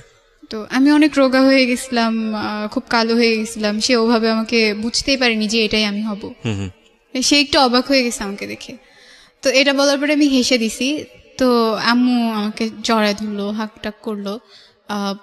যেদিন প্রথম 2 বছর থেকে 2.5 বছর পর আমি আম্মুর সাথে শুলাম রাতে, অনেক গল্প করলাম এতদিন কি হয়েছে। আম্মুর সাথে অনেক গল্প করার পরে পরের দিন আমরা শপিং করতে যাই মামি সহ। সেখান থেকে আমরা শপিং টপিং করে বাসায় আসি। তো আর কি সব ধরনের কথাই তখন পর্যন্ত বাসায় হয়। খালামুনির সাথে বাবার ওই অ্যাফেয়ারটার কথাও তখন হচ্ছিল। তো আম্মুকে মামা অনেক দোষারোপ করছিল। আম্মু বলতেছিল আসলে আমার কিছু করার নেই, এটা আমার ভাগ্যে ছিল, এই জন্য হয়ে গেছে, এখন আমি কি করতে পারি। বাট আমি চাই আমি আমার ছেলে নিয়ে সবসময় একসাথে থাকবো, সুখে থাকবো। আচ্ছা। আর আমি কোনো বিয়েও করব না। এই ডিসিশনটা আম্মু তখনই নেয়। আর তখন থেকে আমি ঠিক করি যে জীবনে যাই করি না কেন, যত বড়ই হই না কেন, আম্মুর জন্য করব প্রত্যেকটা জিনিস। আর তার জন্য হলেও আমাকে এমন একটা লেভেলে গিয়ে দাঁড়াতে হবে, স্ট্যাবলিশ হতেই হবে, যাতে মানুষ আমাকে কোনো কিছু না বলতে পারে বা আমার মাকে কোনো কিছু না বলতে পারে। যখন ক্লাস 10 উঠলাম তখন আম্মু আমার সাথে গ্রামে চলে আসে নানু বাসায়। নানু বাসায় তো তখন আমি আর নানুই থাকতাম, কারণ আমার ছোট খালামণির তখন আরেকটা বিয়ে হয়ে গেছে। তো খালামণির বিয়ে হয়ে যাওয়ার পর খালামণি শ্বশুর বাড়িতে থাকে, আমি নানু আম্মু একসাথে থাকতাম। আস্তে আস্তে অনেক মাস থাকার পরে আম্মু ডিসাইড করে আম্মু আর যাবে না জর্ডান, সে অন্য কোথাও যাওয়ার ট্রাই করবে। ভাইয়াও ছিল, ভাইয়াও থাকতো আমাদের সাথে, সে ঢাকাতে পড়তো, তখন আসতো। ভাইয়ের সাথে না আমার খুব ঝগড়া হতে লাগলো, তখন ও আমাকে সহ্য করতে পারতো না, আম্মু আমাকে প্রচন্ড আদর করতো এই জন্য। আচ্ছা। তো ওর সাথে জেলাসি করার কারণে ঝগড়াটাও অনেক বেশি হতো, তো সম্পর্কটাও আস্তে আস্তে খারাপ হতে থাকে। আমি ওর সাথে খুব একটা কথা বলতাম না, কারণ কথা বলতে গেলে সে রেগে যায়, আমার সাথে ঝগড়া করে।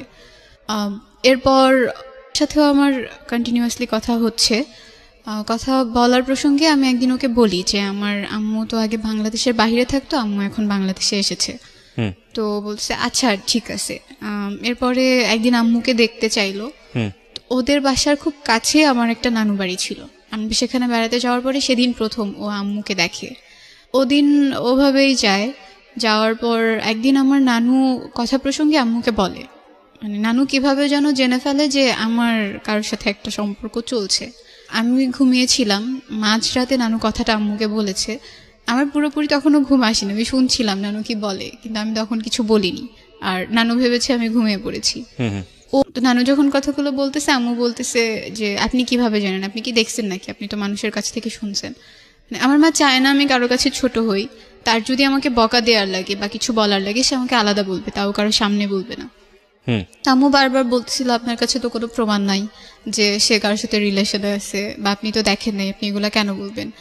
আর যেটা হয়েছে হয়েছে, ও যদি করেও থাকে আমি সেটা নিয়ে ওর সাথে কথা বলবো, আপনি এই ব্যাপারগুলো অ্যাটলিস্ট বাইরে কাউকে বলবেন না। তো পরদিন আম্মু হঠাৎ করে বিকেলে আমাকে একা ডেকে নিয়ে জিজ্ঞেস করে যে তুমি কি কারোর সাথে ফোনে কথা বলো। তো আমি আসলে দ্বিধায় পড়ে গেছিলাম, আমি আম্মুকে বলবো কি বলবো না, বা আদতেও বলা উচিত হবে কিনা। তখন আমার মাথার মধ্যে কাজ করলো এখন তো সবকিছু বলতেই আম্মু, তার সাথে আমার ফ্রেন্ডলি হওয়া উচিত, ফ্র্যাঙ্কলি তাকে সবকিছু বলা উচিত। আমি তখন আম্মুকে বললাম যে হ্যাঁ মা এটা সত্যি। তো আমাকে তখন নাম জিজ্ঞেস করলো, নাম বললাম, বাসা কোথায় সেটা জিজ্ঞেস করলো, ওইটাও বললাম, কি করে তা জিজ্ঞেস করলো, সেটাও বললাম। আমার এসএসসি পরীক্ষা যখন কাছে চলে আসলো, তো তখন একদিন রাতে আমার খুব মন খারাপ ছিল, আমি এফএম শুনছিলাম। তো আমার মা আমাকে জিজ্ঞেস করলো যে তুমি কি করছো পড়া না রেখে, এফএম কেন শুনছো। তো আমি বললাম যে তুমি একটু শোনো, তোমার ভালো লাগবে। তো সেই সময়টা থেকে আমি আর আম্মু মিডনাইটে যেই শোগুলো হতো বা রাতে যেই শোগুলো হতো সেগুলো একটা ইয়ারফোন ভাগ করে শুনতাম, শুনতো আমিও শুনতাম। আম্মুর এটা একটা নেশার মতো হয়ে যায়, সে প্রতিদিন শুনতো, আমাকে শুনতে নিত না। আমি যখন শুনতে যেতাম তখন বলতো যাও গিয়ে পড়তে বসো, তোমার শোনা লাগবে না, তুমি বাচ্চা মানুষ এগুলো শুনে কি করবা। আমি পড়তে বসতাম, আবার লুকিয়ে লুকিয়ে নানুর ফোন থেকেও শুনতাম। আম্মু একটা কাজ করলো, আমাকে নানুর ফোন ধরতে একদম নিষেধ করে দিল। মানে সে চাচ্ছিল আমিও একটু এইসব সম্পর্ক থেকে দূরে থাকি, পড়াশোনায় ইনভলভ হয়ে যাই। এই কারণে নানুর ফোনটা ধরতে বারণ করছে, আর নানু আমাকে তার ফোনটা ধরতে দিত না। আর আমি তো নানুর ফোন থেকেই মেসেজ করতাম, তখন কি করব এই জন্য টেনশনে পড়ে গিয়ে আম্মুর ফোন থেকেই লুকিয়ে লুকিয়ে একটু একটু মেসেজ করতাম, আর লুকিয়ে লুকিয়ে একটু একটু ফোনে কথা বলতাম। ও আমাকে সবসময় রিকোয়েস্ট করতো দেখা করার জন্য, কিন্তু আমি বাসার সবাইকে ভয় পেতাম বলে দেখা করতাম না, কখনোই করতাম না। যতটুকু দেখা হতো, আমি যদি স্কুলে যেতাম কখনো সামনে পড়ে গেলে দেখা হতো, এছাড়া দেখা হতো না। একদিন তার একটা ফ্রেন্ডের মাধ্যমে আমাকে একটা গিফট দেয়, তো সেটা আমি যখন বাসায় নিয়ে এসে আলমারিতে রেখে দিছি, আম্মু যখন আলমারিটা খুলছে সেটা সে দেখে ফেলছে। তো তার কথা হচ্ছে, আমি তো তোমাকে টাকা দিই নাই, তুমি এটা কোত্থেকে পাইছো, আমাকে বারবার জিজ্ঞেস করতেছিল এটা কে দিল। আমি তখন আম্মুকে বললাম, বলার পরে বলতেছে ওকে ফাইন, গিফট নিয়ে আসছো ভালো কথা, এটা তো এখন রিটার্ন করতে পারবো না, করলেও হয়তো সে এটা নিবে না, এরপর থেকে তুমি কখনো তার কাছ থেকে কোনো গিফট আনবে না, কোনো কিচ্ছু আনবে না, আমি যদি দেখি তুমি আনছো তো তোমাকে মার দিব। তো আমি বললাম আচ্ছা ঠিক আছে, আনবো না। আমার মা আমাকে একটা কথা বলছিল ওই দিন, যে এমন কিছু করো না যাতে সেও খারাপ থাকে তুমিও খারাপ থাকো, বা আমার মতোই তোমার সাথে কিছু একটা ঘটে। তখন থেকে না এই ব্যাপারগুলো আমাকে খুব টাচ করা স্টার্ট করলো। আমার মনে হতে থাকলো, হ্যাঁ আমার যদি বিয়ে হয়, বিয়ের পরে যদি আম্মুর মতো কিছু একটা আমার সাথে ঘটে, আমারও যদি সেপারেশন হয়ে যায় বা ডিভোর্স হয়ে যায়, এই ব্যাপারগুলো খুব বেশি টাচ করতো আমাকে। তবুও রিলেশনশিপটা আমি কন্টিনিউ করছিলাম। পরীক্ষার একদম আগ দিয়ে আমি আমার বয়ফ্রেন্ডের সাথে ব্যাপারগুলো শেয়ার করি, আমার ফ্যামিলিতে যা যা ঘটছে সব কিছু বলি, এক্সেপ্ট আব্বুর সাথে খালামুনির অ্যাফেয়ারটা বাদ দিই। এইটুকু স্কিপ করে পুরো ঘটনাটা বলি যে তাদের মাঝখানে একটা সম্পর্ক ছিল, যার কারণে আম্মুর সাথে আব্বুর সেপারেশন হয়ে গেছে। তো তখন সে প্রথমবার এটা জানতে পারে, সে আমাকে তখন খুব সান্ত্বনা দেয়, কয়েকদিন খুব কেয়ার করা স্টার্ট করে, বাট তারপর থেকে সে আমাকে অ্যাভয়েড করা স্টার্ট করে দেয়। আমার সাথে কথা বলতো না, আমি কল দিলে কল কেটে দিত, আমি মেসেজ দিলে রিপ্লাই দিত না। তো আমার পরীক্ষা চলে আসছে বিধায় আমিও ওইগুলোকে একটু সাইডে রেখে দিলাম, আমি আমার মতো করে পড়াশোনা করতে লাগলাম। পরীক্ষা দেওয়ার পরে 14 ফেব্রুয়ারিতে ভ্যালেন্টাইন্স ডে ছিল, সেদিন সে আমাকে একটা মেসেজ দিল। এই পরীক্ষা চলাকালীন তার সাথে আমার কোনো কথা হয়নি, তো মেসেজ দেওয়ার পরে শুধু সেই দিনটাই কথা হয়েছে রাতে মেসেজে। তো এর মাঝখানে আমার ভাইয়া পড়াশোনা টোটালি ছেড়ে দিছে বলে আম্মু ডিসাইড করে যে ওকে বাংলাদেশের বাইরে পাঠিয়ে দিবে। আমার আঙ্কেল থাকে মালয়েশিয়া, তো তার সাথে কথা বলে ভাইয়াকে মালয়েশিয়া পাঠিয়ে দেওয়া হয়। তখন আমার পরীক্ষা চলছে, আমার একটু মন খারাপও ছিল, ভাইয়া চলে গেছে। তো এটা নিয়ে ওর সাথে আমার মাঝে মাঝে কথা হতো যে ভাইয়া চলে গেছে, এখন তো কারোর সাথে আমি ঝগড়াও করতে পারি না, গল্প করার মতো কেউ নাই, সো খারাপ লাগে, আর আমি একদম একা হয়ে গেছি। পরীক্ষা বলে কোনো ফ্রেন্ডও আমাকে সময় দিতে পারে না, কারোর সাথে কথাও হয় না। তো সে একটু কোম্পানি দিত আমাকে, যতটুকু পারতো দিত। আচ্ছা। তো আমার যেদিন রেজাল্ট পাবলিশড হয় সেদিন সবার প্রথমে ওই আমাকে আমার রেজাল্টটা জানায়। তো আম্মুর ফোনে কল দিছে, তো আম্মু ভাবছে আমার কোনো ফ্রেন্ড মেবি, আম্মু আমাকে দিয়ে দিছে। তো আমি যখন বললাম আমার রেজাল্ট পাবলিশড হয়েছে আম্মু, সিজিপিএ এত, তো আম্মু বলতেছে কে কল দিছে। তো এখন তো বলতে পারতেছি না সে কল দিছে। তো আম্মু জিজ্ঞেস করতেছে তোমার ফ্রেন্ড কল দিছে, তোমার ফ্রেন্ডের রেজাল্ট দেয়নি? বলছি না, ওর রেজাল্ট এখনো পাইনি। তো রেজাল্ট পাবলিশড হওয়ার পরে ডিসাইড করতেছিল সবাই আমাকে কোথায় রাখবে, কোথায় ভর্তি করবে। আমার ইচ্ছে ছিল ঢাকায় ব্যাক করার, ঢাকাতেই পড়ার, বাট আম্মু চাচ্ছিল না, কারণ থাকা খাওয়ার একটা প্রবলেম হবে, আর সে মেয়েদের কোনো হোস্টেলেও আমাকে রাখবে না। মানে গ্রামের মানুষের একটা ধারণা হচ্ছে হোস্টেলে থাকা মানেই মেয়েরা খারাপ হয়ে যায়। শরীয়তপুরে একটা মহিলা কলেজ আছে, সেখানে আমাকে ভর্তি করা হয় আমার একদম অনিচ্ছার বাইরে, আম্মু সবকিছু করে। তো ওখানে আমি যখন ভর্তি হই, বাসা থেকে কলেজে যেতে প্রায় 1 ঘন্টা লাগতো, বাট অনেকটা জার্নি করতে হতো। সো আম্মু চাচ্ছিল না যে আমি বাসায় থাকি, আর মামারাও অনেক কিছু বলতো, মামুনি অনেক কিছু বলতো, আমার বড় মামি যে, এজন্য কেউ চাচ্ছিল না যে আমি বাসায় থেকে পড়ি।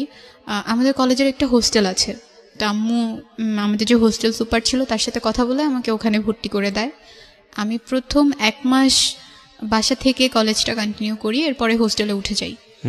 আমার যখন রেজাল্ট পাবলিশড হয় আর আমি কলেজে ভর্তি হব, তার 2 দিন আগেই আম্মু আবার জর্ডানে চলে যায়। ওকে। তো চলে যাওয়ার পরে আমি 1 মাস কলেজ থেকে বাসায় যাতায়াত করতাম। পরে যখন আমি চলে গেলাম তো আম্মু নানুর সাথে কথা বললো, মানে মামারা চাচ্ছিল যে নানু ঢাকায় চলে যাক, নানু ঢাকায় গেলে নানুকে তারা দেখবে, কিন্তু যদি নানু এখানে থাকে নানুকে তারা খাবার টাবার কোনো কিছু দিবে না। সো আম্মু নানুর সাথে একদিন কথা বললো, কথা বলে জিজ্ঞেস করলো আপনি কি চান, আপনি যদি চান ঢাকায় যেতে আপনি যেতে পারেন, কিন্তু যদি এখানে থাকেন আপনার সব দায়িত্ব আমি নিব, ওটা আপনার ভাবা লাগবে না। তো নানু ডিসাইড করলো যে সে গ্রামেই থাকবে, সে ঢাকাতে মামাদের বাসায় যাবে না। আম্মুই তখন থেকে নানুর দেখাশোনাটা করে আসতেছে।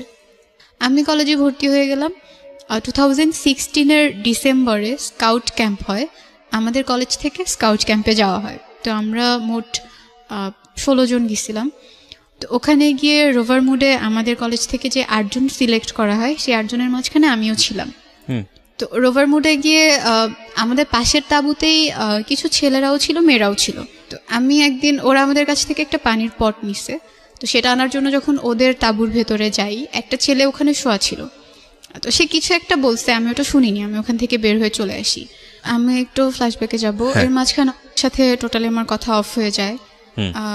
আমরা কোরবানির ঈদের পরে একবার দেখা করছিলাম, তো যেদিন দেখা করি সেদিন আমরা বাইরে দেখা করি, সেটাই তার সাথে আমার বাইরে প্রথমবার দেখা।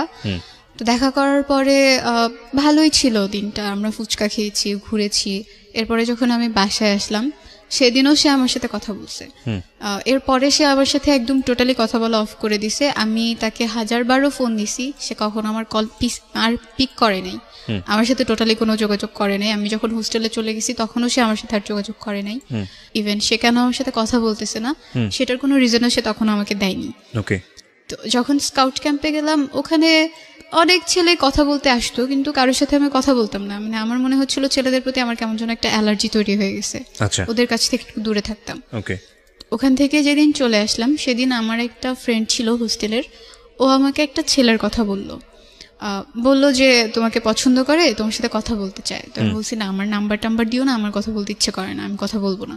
তো সেদিন আমরা একসাথেই ঘুমাই। তো একসাথে একদম স্কাউট ক্যাম্প থেকে এসে সেই সকালবেলা ঘুমাইছি, ঘুম ভাঙছে রাতে, মনেই ছিল না কখন সকাল পেরিয়ে দুপুর পেরিয়ে গেছে। তো ওর ফোনে ফোন দেয় সেই ছেলেটা, যে ছেলেটা ওর কাছে বলছে।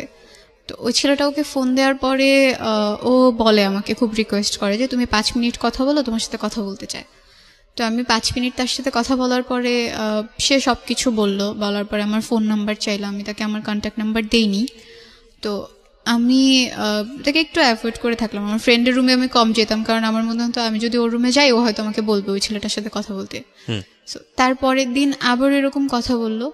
তো কথা বলার পরে আমার মনে হলো যে আচ্ছা একটু কথা বলে দেখি কেমন, এতবার যখন রিকোয়েস্ট করছে কথা বলি। তখন কি তোমার মুশির সঙ্গে সম্পর্কটা আছে? না, নাই। আচ্ছা, ওকে, ঠিক আছে, বলো। তো ওর সাথে কথা বললাম, 2 দিন 3 দিন কথা বললাম। এরপরে আমাদের হোস্টেলটা ছুটি দিয়ে দিছে, ফার্স্ট ইয়ার ফাইনাল এক্সাম শেষ, এজন্য ছুটি দিছে। তো আমরা সবাই বাসায় যাব হোস্টেল থেকে। তো যেদিন আমি বাসায় যাব, আমার ফ্রেন্ড যে ওই ছেলেটাকে বলে রাখছে যে তুমি আসবা, ওর সাথে তোমাকে দেখা করাই দিব। এটা আমি জানতাম না, আর ওই ছেলেটাকে সেটাও আমি জানতাম না। আমাদের পাশের তাঁবুতেই নাকি ছিল, আমি তখনও তাকে দেখিনি। পরে আমরা যখন বাসায় যাব তখন আমার ফ্রেন্ড ওকে ফোন দিয়ে আসতে বলে, ওর সাথে ওর 2টা ফ্রেন্ডও আসে। সেদিন আমি ওকে প্রথম দেখি, মানে আমার মনে হয়নি যে স্কাউট ক্যাম্পে যে 5 দিন ছিলাম এই 5 দিন আমি তাকে একবারও দেখেছি। আমার একবারের জন্য মনে হয়নি, কেমন যেন অপরিচিত মনে হচ্ছিল। তো আমরা তখন ডিসাইড করলাম বাসায় যাওয়ার আগে আমরা ঘুরতে যাব। তো শরীয়তপুরে একটা পার্ক আছে নড়িয়াতে, সেই পার্কে গেলাম, সবাই ঘুরলাম, অনেক ছবি টবি তুললাম। তো সেখান থেকে বাসায় চলে আসলাম। বাসায় এসে আমার ফোন থেকে কথা বললাম। তো কথা বলার পরে সে তো অনেক আগেই প্রপোজ করে ফেলেছিল, বাট আমি তখন তাকে কিছু বলিনি। আমার ইচ্ছে ছিল এমনিতে কয়েকদিন কথা বলবো, এরপরে কথা বলা অফ করে দিব, আমার কোনো রিলেশনশিপে যাওয়ার ইচ্ছে ছিল না। তো হোস্টেল থেকে আবার যখন ব্যাক করলাম, আমি তখন শুধু একটা এয়ারটেল সিম কার্ড ইউজ করতাম, তার ছিল জিপি।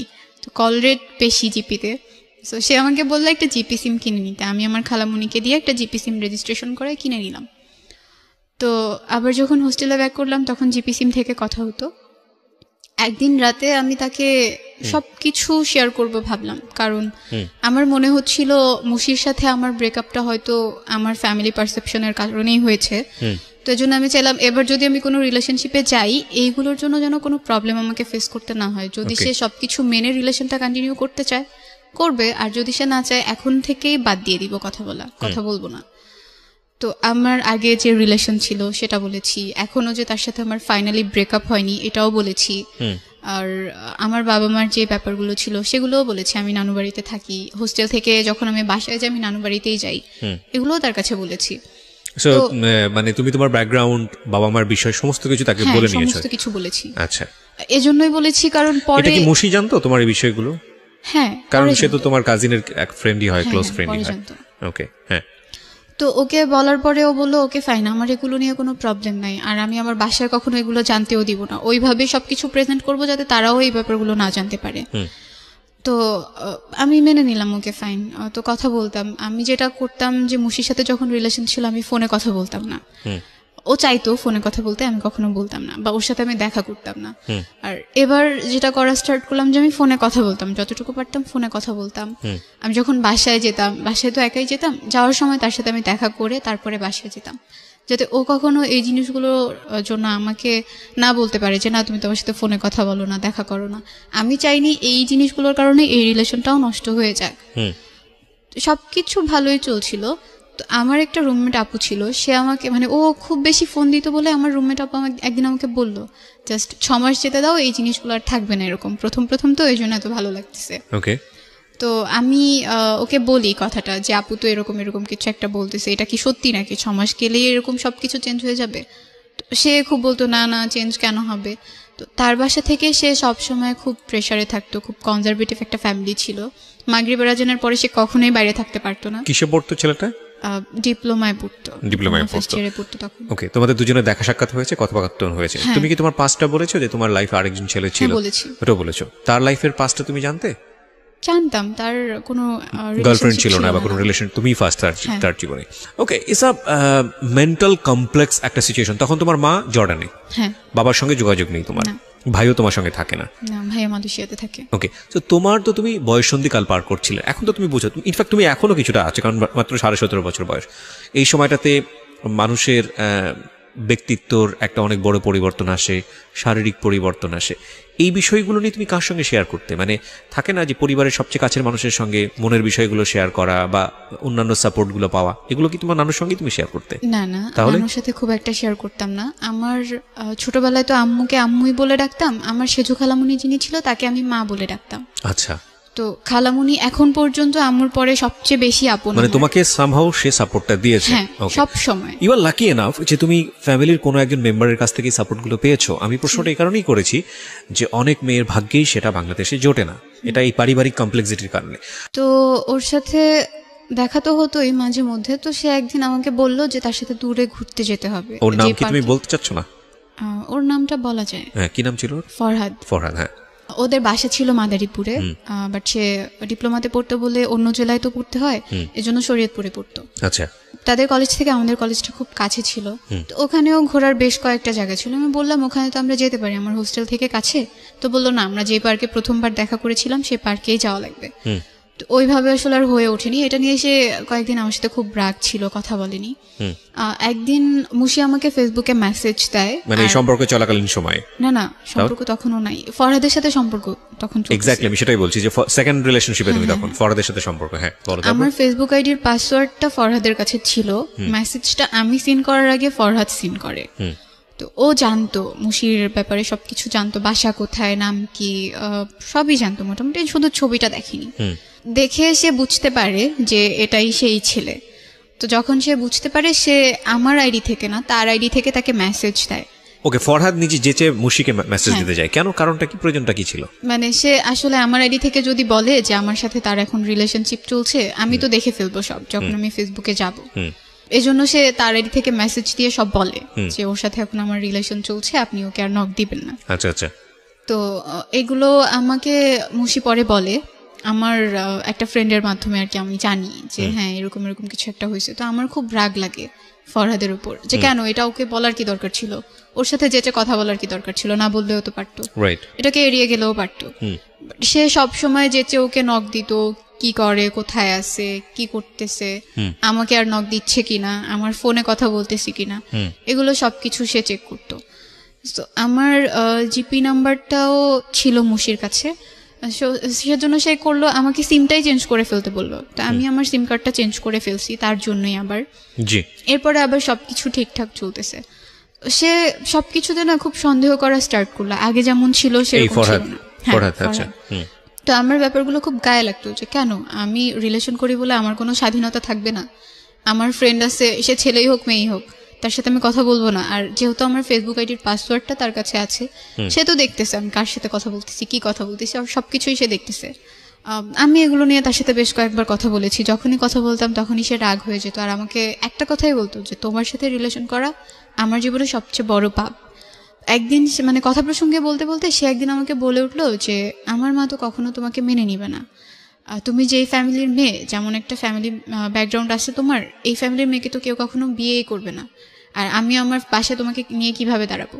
তো তখন আমি তাকে বললাম যে রিলেশনের আগেই তো আমি এগুলো সব বলে নিছি, এমন না যে আমি বলিনি, তো এখন কেন এইসব কথা আমাকে শুনতে হচ্ছে? তো বলছে তোমার যদি ভালো না লাগে তুমি রিলেশন না রাখো, আমার কোনো প্রবলেম নেই।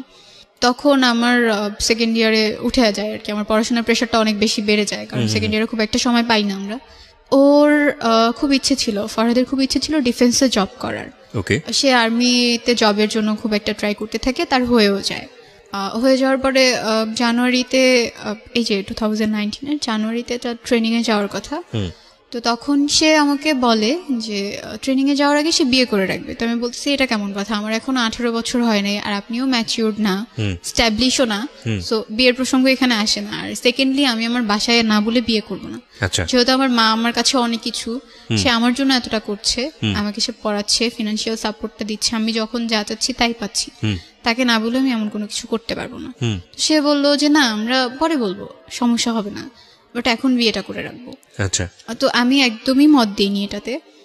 এরপর এই ব্যাপারগুলো নিয়ে না প্রতিদিন আমাদের মাঝখানে ঝগড়া হতো, লাইক সে বলতেই থাকতো দিনে বেশ কয়েকবার যে না এটা করতেই হবে, না করলে রিলেশন রাখবো না। তো এক পর্যায়ে আমি রেগে গিয়ে বলে দিতাম ওকে ফাইন, রিলেশন রাখা লাগবে না, বাট আমি বিয়ে করবো না। তো তখন আম্মুও জানে যে মুশির সাথে আমার কোনো রিলেশন নাই, আর এখানে এই রিলেশনটার ব্যাপারে আম্মু তখনও জানে না, আমি চাইনি সে জানুক আবার। এরপরে সে একদিন আমাকে অফার করে আমি যদি তাকে বিয়ে না করি তার সাথে আমার ফিজিক্যাল রিলেশনে যেতে হবে। এটা অফার করে? হ্যাঁ, আমার মানে খুব খারাপ লাগছিল যে কেন বিয়ে না করলেই কি এটা করতে হবে, এমন তো কোনো কথা নেই। তো সে আমাকে বলল যে তুমি তো তোমার আগের রিলেশন যার সাথে ছিল তার সাথে অনেক কিছু করে বেড়েছো, আমি তো সবই জানি। এই কথাটা যখন সে আমাকে বলছে তখন আমি তাকে জিজ্ঞেস করলাম কিভাবে জানেন, কি করে বেড়াইছি, কি প্রুফ আছে আপনার কাছে, সেগুলো আমাকে দেখাতে হবে। তো বলতেছে না আমি কেন দেখাবো, আমি শুধু জানি যে হ্যাঁ অনেক কিছু হয়েছে, আর সেই তো আমাকে সবকিছু বলছে। তো ব্যাপারটা আমার খুব ইগোতে লাগে যে কেন আমাকে এভাবে সে বলবে। তো আমি তখন মুশির সাথে কথা বলি এই ব্যাপারটা নিয়ে, আর ওকে তখন আমি প্রথমবার বলি এই রিলেশনটার ব্যাপারে, এর আগে আমি নিজে কখনো ওকে গিয়ে বলিনি। তো অনেকদিন পরে এইসব ব্যাপার নিয়ে কথা বলাতে ও খুব একটা ইন্টারেস্ট দেখাচ্ছিল না এই ব্যাপারগুলো নিয়ে কথা বলাতে, যেহেতু তার সাথে আমার অনেকদিন পর কথা হচ্ছে। তো ওকে জিজ্ঞেস করার পরে ও জাস্ট বললো যে না তার সাথে আমার কথা হয়নি, একদিন জাস্ট আমাকে বলছে তোমার সাথে তার রিলেশন চলতেছে, এইটুকুই। এরপরে আমি তাকে ব্লক করে দিছি, এছাড়া তার সাথে আমার কোনো কথাই হয়নি। তো পরে বুঝতে পারলাম যে ফরহাদ এগুলো বানিয়ে বানিয়ে বলছে। আচ্ছা, এরপর আমি যখন ঢাকায় বেড়াতে আসি, ফরহাদও আসে ঢাকায় বেড়াতে, আসার পর 1 ঘন্টা সে আমাকে এই জিনিসটার জন্য ফোর্স করতে থাকে না তোমাকে এটা করতেই হবে যদি তুমি বিয়ে না করো। তো এর মাঝখানে আমার ইন্টারমিডিয়েট পরীক্ষাও চলে আসে, পরীক্ষাটা আমি দেই, আল্লাহর রহমতে পরীক্ষাটা আমার ভালো হয়েছে। তো পরীক্ষা ভালো হওয়ার পরে আমি অ্যাডমিশন টেস্টের জন্য ঢাকায় আসি। ঢাকায় আসার পরে সে ঢাকায় আসে আবার, ফরহাদ ঢাকায় এসে আবার আমার সাথে দেখা করে। তো সেদিন প্রায় 2 ঘন্টার মতো আমি তার সাথে ছিলাম, সেদিনও সে এই একই ব্যাপার নিয়ে কথা বলতেছে। আমি চাচ্ছিলাম একটু ভালো সময় কাটাতে, আমি চাচ্ছিলাম তাকে সব খুলে বলতে, তাকে বোঝাতে যে না এটা করা ঠিক হবে না, এটা কেন করব, আর বিয়েও যদি করি সেটাও পরে করব, এখনো তো বিয়ের বয়স হয়ে যায় না যে এখনই বিয়ে করা লাগবে। এটা বলার পরে সে খুব রাগ করে আমার সাথে, আর আমার সামনে তার ফোনের যে সিম কার্ডটা ছিল সেই সিম কার্ডটা ভেঙে ফেলার পর আমাকে বলে আজকের পর থেকে আমি তোমার সাথে কখনো কথা বলবো না। বললাম ওকে ফাইন, কথা বলা লাগবে না। তার আরো একটা সিম কার্ড ছিল, সেটা দিয়ে আবার আমাকে নক দেয়, আবার অনেক বুঝায়, কিন্তু আমি এই জিনিসগুলো বারবার অ্যাভয়েড করছিলাম। তো আমি তাকে বললাম যে সামনে তো আমার অ্যাডমিশন টেস্ট, এগুলো নিয়ে আমি কোনো প্রেশারের মধ্যে থাকতে চাই না। রোজার ঈদের মধ্যে আমি আবার গ্রামে আসি নানু বাসায় বেড়াতে। নানু বাসায় থাকি 2 দিনের মতো, 2 দিন পরে আমি ঢাকায় যাই, গিয়ে আমি আমার একটা ভাইয়ার বাসায় বেড়াতে যাই ঢাকায়। ভাইয়ার বাসায় যখন যাই আমার প্রচন্ড রকমের জ্বর চলে আসে, প্রচন্ড কাশি আসতো, কাশির সাথে রক্তও পড়তো। তো সবাই ভাবছিল যক্ষা হয়েছে হয়তো। তো এটার জন্য হসপিটালে যাওয়া লাগতো আমার প্রায় প্রতিদিন, কফ পরীক্ষা করা লাগতো, ব্লাড টেস্ট করা লাগতো। একদিন কফ পরীক্ষা করার পর সেটা রিপোর্ট দেয়, তো বলে যে আবারও কফ পরীক্ষা করা লাগবে। তো আমি কফ পরীক্ষা আবারও করতে যাই। যাওয়ার পরে সেদিন রিপোর্ট নিয়ে জাস্ট গাড়িতে উঠছি, এখন বাসায় যাব। বাসায় যখন যাওয়ার জন্য গাড়িতে উঠলাম, হুট করে আম্মু আমাকে কল দেয়। কল দেওয়ার পরে আম্মু আমাকে বলতেছে তুমি কই। আমি বললাম যে হ্যাঁ আমি এখন হসপিটাল থেকে বাসায় যাচ্ছি। তো আম্মু বলল যে তোমাকে একটা কথা বলবো, তুমি একটু সাইডে গিয়ে আমাকে কল দাও। তো গাড়িতে ছিলাম, এর জন্য সাইডে যেতে পারিনি। গাড়ি থেকে নেমে আমি আম্মুকে কল দিলাম। কল দেওয়ার পর আমাকে বলতেছে তোমার বাবা আজকে মারা গেছে। হোয়াট? হ্যাঁ, আমাকে আম্মু তখন বলে যে তোমার বাবা আজকে মারা গেছে। তো তার ভেতরে কথাটা বলার মধ্যে না ওরকম কোনো ফিলিংস ছিল না যে সে কান্না করতেছে, সে ইমোশনাল হয়ে গেছে, এমন কোনো কিছু ছিল না। হুট করে যখন এটা শুনলাম, এর মাঝখানে বাবার সাথে তো আমার কোনো যোগাযোগ ছিল না, আমি জানতামও না যে সে কোথায় আছে, কার সাথে আছে। আম্মু মাঝে মধ্যে নাকি কল দিত, আম্মুর সাথে মাঝে মধ্যে কথা হতো। আম্মুকে বললাম যে আচ্ছা ঠিক আছে, আমি তোমার সাথে পরে কথা বলি, এটা বলে আমি বাসায় চলে আসলাম, ভাইয়াদের বাসায়। তো এর মাঝখানে সবাই জেনে গেছে ব্যাপারটা, সবাইকে বলা হয়েছে। তখন পর্যন্ত না আমার খারাপ লাগতেছিল না, আমার কেন জানি মনে হইতেছিল যে বাবা মনে হয় মরে গেছে, ভালোই হয়েছে। এখন হয়তো বা তাকে কেউ বলবে না যে সে তো খারাপ ছিল, এখন হয়তো বা কেউ তার উপর ভাগ বসাতে আসবে না, বা আমার আম্মুকে আর কোনো কথা শুনতে হবে না। আমি মনে মনে খুশি হয়েছি যে হ্যাঁ মরে গেছে তো ভালো হয়েছে। এখন তো আমি বলতে পারবো সবাইকে যে আমার বাবা মারা গেছে। এখন আমাকে এই কথাটা বলতে হবে না যে আমার বাবা মা সেপারেট, তার আলাদা থাকে। The line is very very important for everybody যারা ফ্যামিলিতে আছেন। সন্তান যদি আপনার কাছে ইম্পর্টেন্ট হয়ে থাকে, এই কটা লাইন একটু মাথায় রাখেন সারাটা জীবনের জন্য। ওকে, তারপর? এরপর আমি ভাইয়ার বাসায় গেলাম। ভাইয়ার বাসায় যাওয়ার পরে ভাইয়া ভাবছে যে আমি জানি না কিছু, মানে আম্মু যে আমাকে বলছে এটাও আমি কারোর কাছে তখনও বলিনি। ভাইয়া বলতেছে তোমাকে একটু মিরপুরে যাওয়া লাগবে, তোমার ফুপ্পি যাইতে বলছে। আব্বু তখন ফুপ্পির বাসায় মারা গেছেন। তো আমি ভাইয়াদের সাথে মিরপুরে গেলাম। আমার ভেতরে ওরকম কোনো কিছুই কাজ করতেছিল না যে আমার বাবা নাই, আমার একটা জিনিস হারাই গেছে, এরকম কোনো কিছু আমার ফিল হচ্ছিল না, আমার কান্নাও আসতেছিল না। আমি ফুপ্পি বাসায় যখন যাই, রোডে অনেক জ্যাম থাকার কারণে প্রায় রাত হয়ে যায়, 8টার মতো বেজে যায়। যাওয়ার পরে ওখানে গিয়ে আমাকে প্রথম কথা শুনতে হয় আসছে এখন ঢং দেখাইতে আসছে, বাবা মারা গেছে, তার মধ্যে কোনো কিছুই কাজ করে না, সে এখন রূপ দেখানোর জন্য আসছে, এটা বলতেছিল মেবি আমার কাজিনরা। তো যাওয়ার পরে আমি বাবাকে দেখতে পারিনি, তখন তাকে মাটি দেওয়া হয়ে গেছে কালচি কবরস্থানে। তো ওখানে 5 মিনিটের মতো মনে হয় আমি ছিলাম, এর বেশি আমি থাকিনি। আমি ভাইয়াদেরকে বলে ফুপ্পিদেরকে বলে চলে আসছি, কারণ আমি ওখানে কেন থাকবো, যেহেতু বাবাকে আমি আর দেখতে পারতেছি না, আর ওখানে সবাই বাজে ধরনের কথা বলতেছে, তো চলে আসছি ওখান থেকে। আসার পরে যেটা জানতে পারি যে বাবা নাকি খুব করে চাইতো আমি একবার তার সাথে দেখা করি, সে নাকি আম্মুকে সবসময় বলতো। তো আম্মুও একবার আমাকে বলছিল যে তোমার বাবাকে তোমার ফোন নাম্বার দিব, আর তোমাকে তোমার বাবার ফোন নাম্বারটা দিব, তুমি তার সাথে গিয়ে একবার দেখা করে আসো। তো দেখা হয় নাই, কারণ আমি অসুস্থ হয়ে গেছিলাম, এই জন্য আর দেখাটা করতে পারিনি। ওখান থেকে আসার পরে আমার অতটা খারাপ লাগতেছিল না, কেন জানি আমার খুব খুশি লাগতেছিল, অনেক বেশি খুশি লাগতেছিল। আজকে আমি সবার কাছে বলবো যে হ্যাঁ আমার বাবা মারা গেছে, আমি ফেসবুকে একটা স্ট্যাটাস দিব আমার বাবা মারা গেছে। হয়তো আর কোনোদিনও কারো কাছে আমাকে বলতে হবে না, ছোট হতে হবে না যে আমার বাবা আলাদা থাকেন, বা একটা ফ্যামিলির রিজনের কারণেই সে আলাদা থাকেন। তো অ্যাডমিশন টেস্টও প্রায় শেষ হয়, এর মাঝখানে আমার বাসায় একটা বিয়ের প্রপোজাল আসে। তো আম্মু চাচ্ছিল যে বিয়েটা হয়ে যাক, আর এর মাঝখানে ফরহাদের সাথেও রিলেশনটা চলছে কোনো রকম, ওইভাবে কথা হতো না, মাঝে মধ্যে কথা হতো, মাঝে মধ্যে সে নক দিত, আর যখনই একটু ভালোভাবে কথা বলতাম তখনই সে আবার সেই বিয়ে, ফিজিক্যাল রিলেশনশিপ এগুলোকে টেনে নিয়ে আসতো। তো এই জন্য আবার 2-3 দিন পর কথা বলতাম, একসাথে কথা বলতাম না। তো আম্মু হচ্ছে যখন বিয়ের জন্য আমাকে প্রেশার দিচ্ছিল, আমি তখন আম্মুকে সব কিছু বুঝায় বলি, আমার যা যা বলার ছিল সবই বলি যে না আমি পড়তে চাই, আমাকে পড়তে হবে, তোমার জন্য কিছু একটা করতে হবে। আর সোসাইটিতে এমন একটা জায়গায় গিয়ে আমরা দাঁড়াবো, তখন আমাদের পাস্ট টেনে কেউ আর আমাদেরকে কোনো কিছু বলবে না। তোমার ভাইটার কি অবস্থা হলো ওই সময়? ভাইয়া তখনও মালয়েশিয়াতে আছে। তখন মালয়েশিয়াতে? হ্যাঁ, আচ্ছা, ওখানে আছে, ফোন দেয়, মাঝে মধ্যে কথা হয়। তো এর মাঝখানে ফরহাদ যখন আমাকে প্রচণ্ড প্রেশার দিচ্ছিল, আর আমার ফ্যামিলি নিয়ে সে কন্টিনিউয়াসলি আমাকে এক একটা বলতো, আমি তখন ডিসাইড করি এই রিলেশনশিপটা আমি এনিহাও শেষ করে দিব, কন্টিনিউ করব না। মানে ফ্যামিলি নিয়ে বলতো, মানে তোমার বাবা মার সেপারেশন নিয়ে এসে বলতো? সব সময় বলতো, প্রত্যেকটা কথায় কথায় আমাকে এই ব্যাপারটা নিয়ে কথা বলতো। তো এজন্য আমি তার সাথে রিলেশনটা শেষ করে দিই একদম। তো এরপরে আমি অ্যাডমিশন টেস্ট দেই, আল্লাহর রহমতে আমার ঢাকাতেই একটা কলেজে হয়ে যায়, ওখানে অ্যাকাউন্টিংয়ে ভর্তি হই। আম্মুর ব্যাপারটা যেটা আমি সবার কাছে এখনো পর্যন্ত বলি যে আমার মা বাইরে থাকেন না, আম্মু ঢাকাতে থাকেন, এটাই বলি।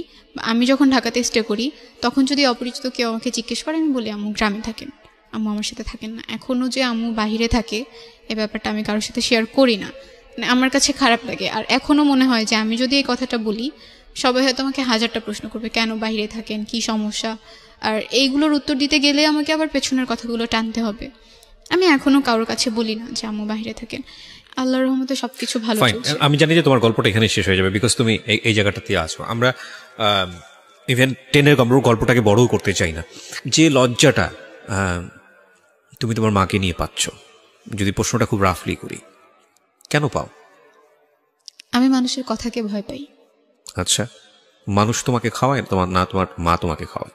আমার মা। তাহলে যেই মানুষরা তোমাকে একবেলা খাওয়ায় না সেই মানুষের কথা লজ্জা পেয়ে লাভ কি? যেই মা তার সন্তানকে কাছে রাখতে পারেনি, পরের বিদেশে গিয়ে নিজের জীবনটা বাজি রেখে সারা জীবন কষ্ট করে এবং সংসারের ভালোর জন্য গেল, সংসারটাও হারালো, তো সেই মা তোমাকে রুটি রুজি করে খাওয়ায়, জি তাই না? তোমার ভবিষ্যতের জন্য চিন্তা করে, চাইলে তার একটা বিয়েও করতে পারতো, করেও নাই। জি। মানুষের বাসায় গিয়ে খুব কষ্ট করে কাজ করে বিদেশে, তো সেই মায়ের পরিচয় দিতে তুমি লজ্জা পাও, এটা কি ঠিক?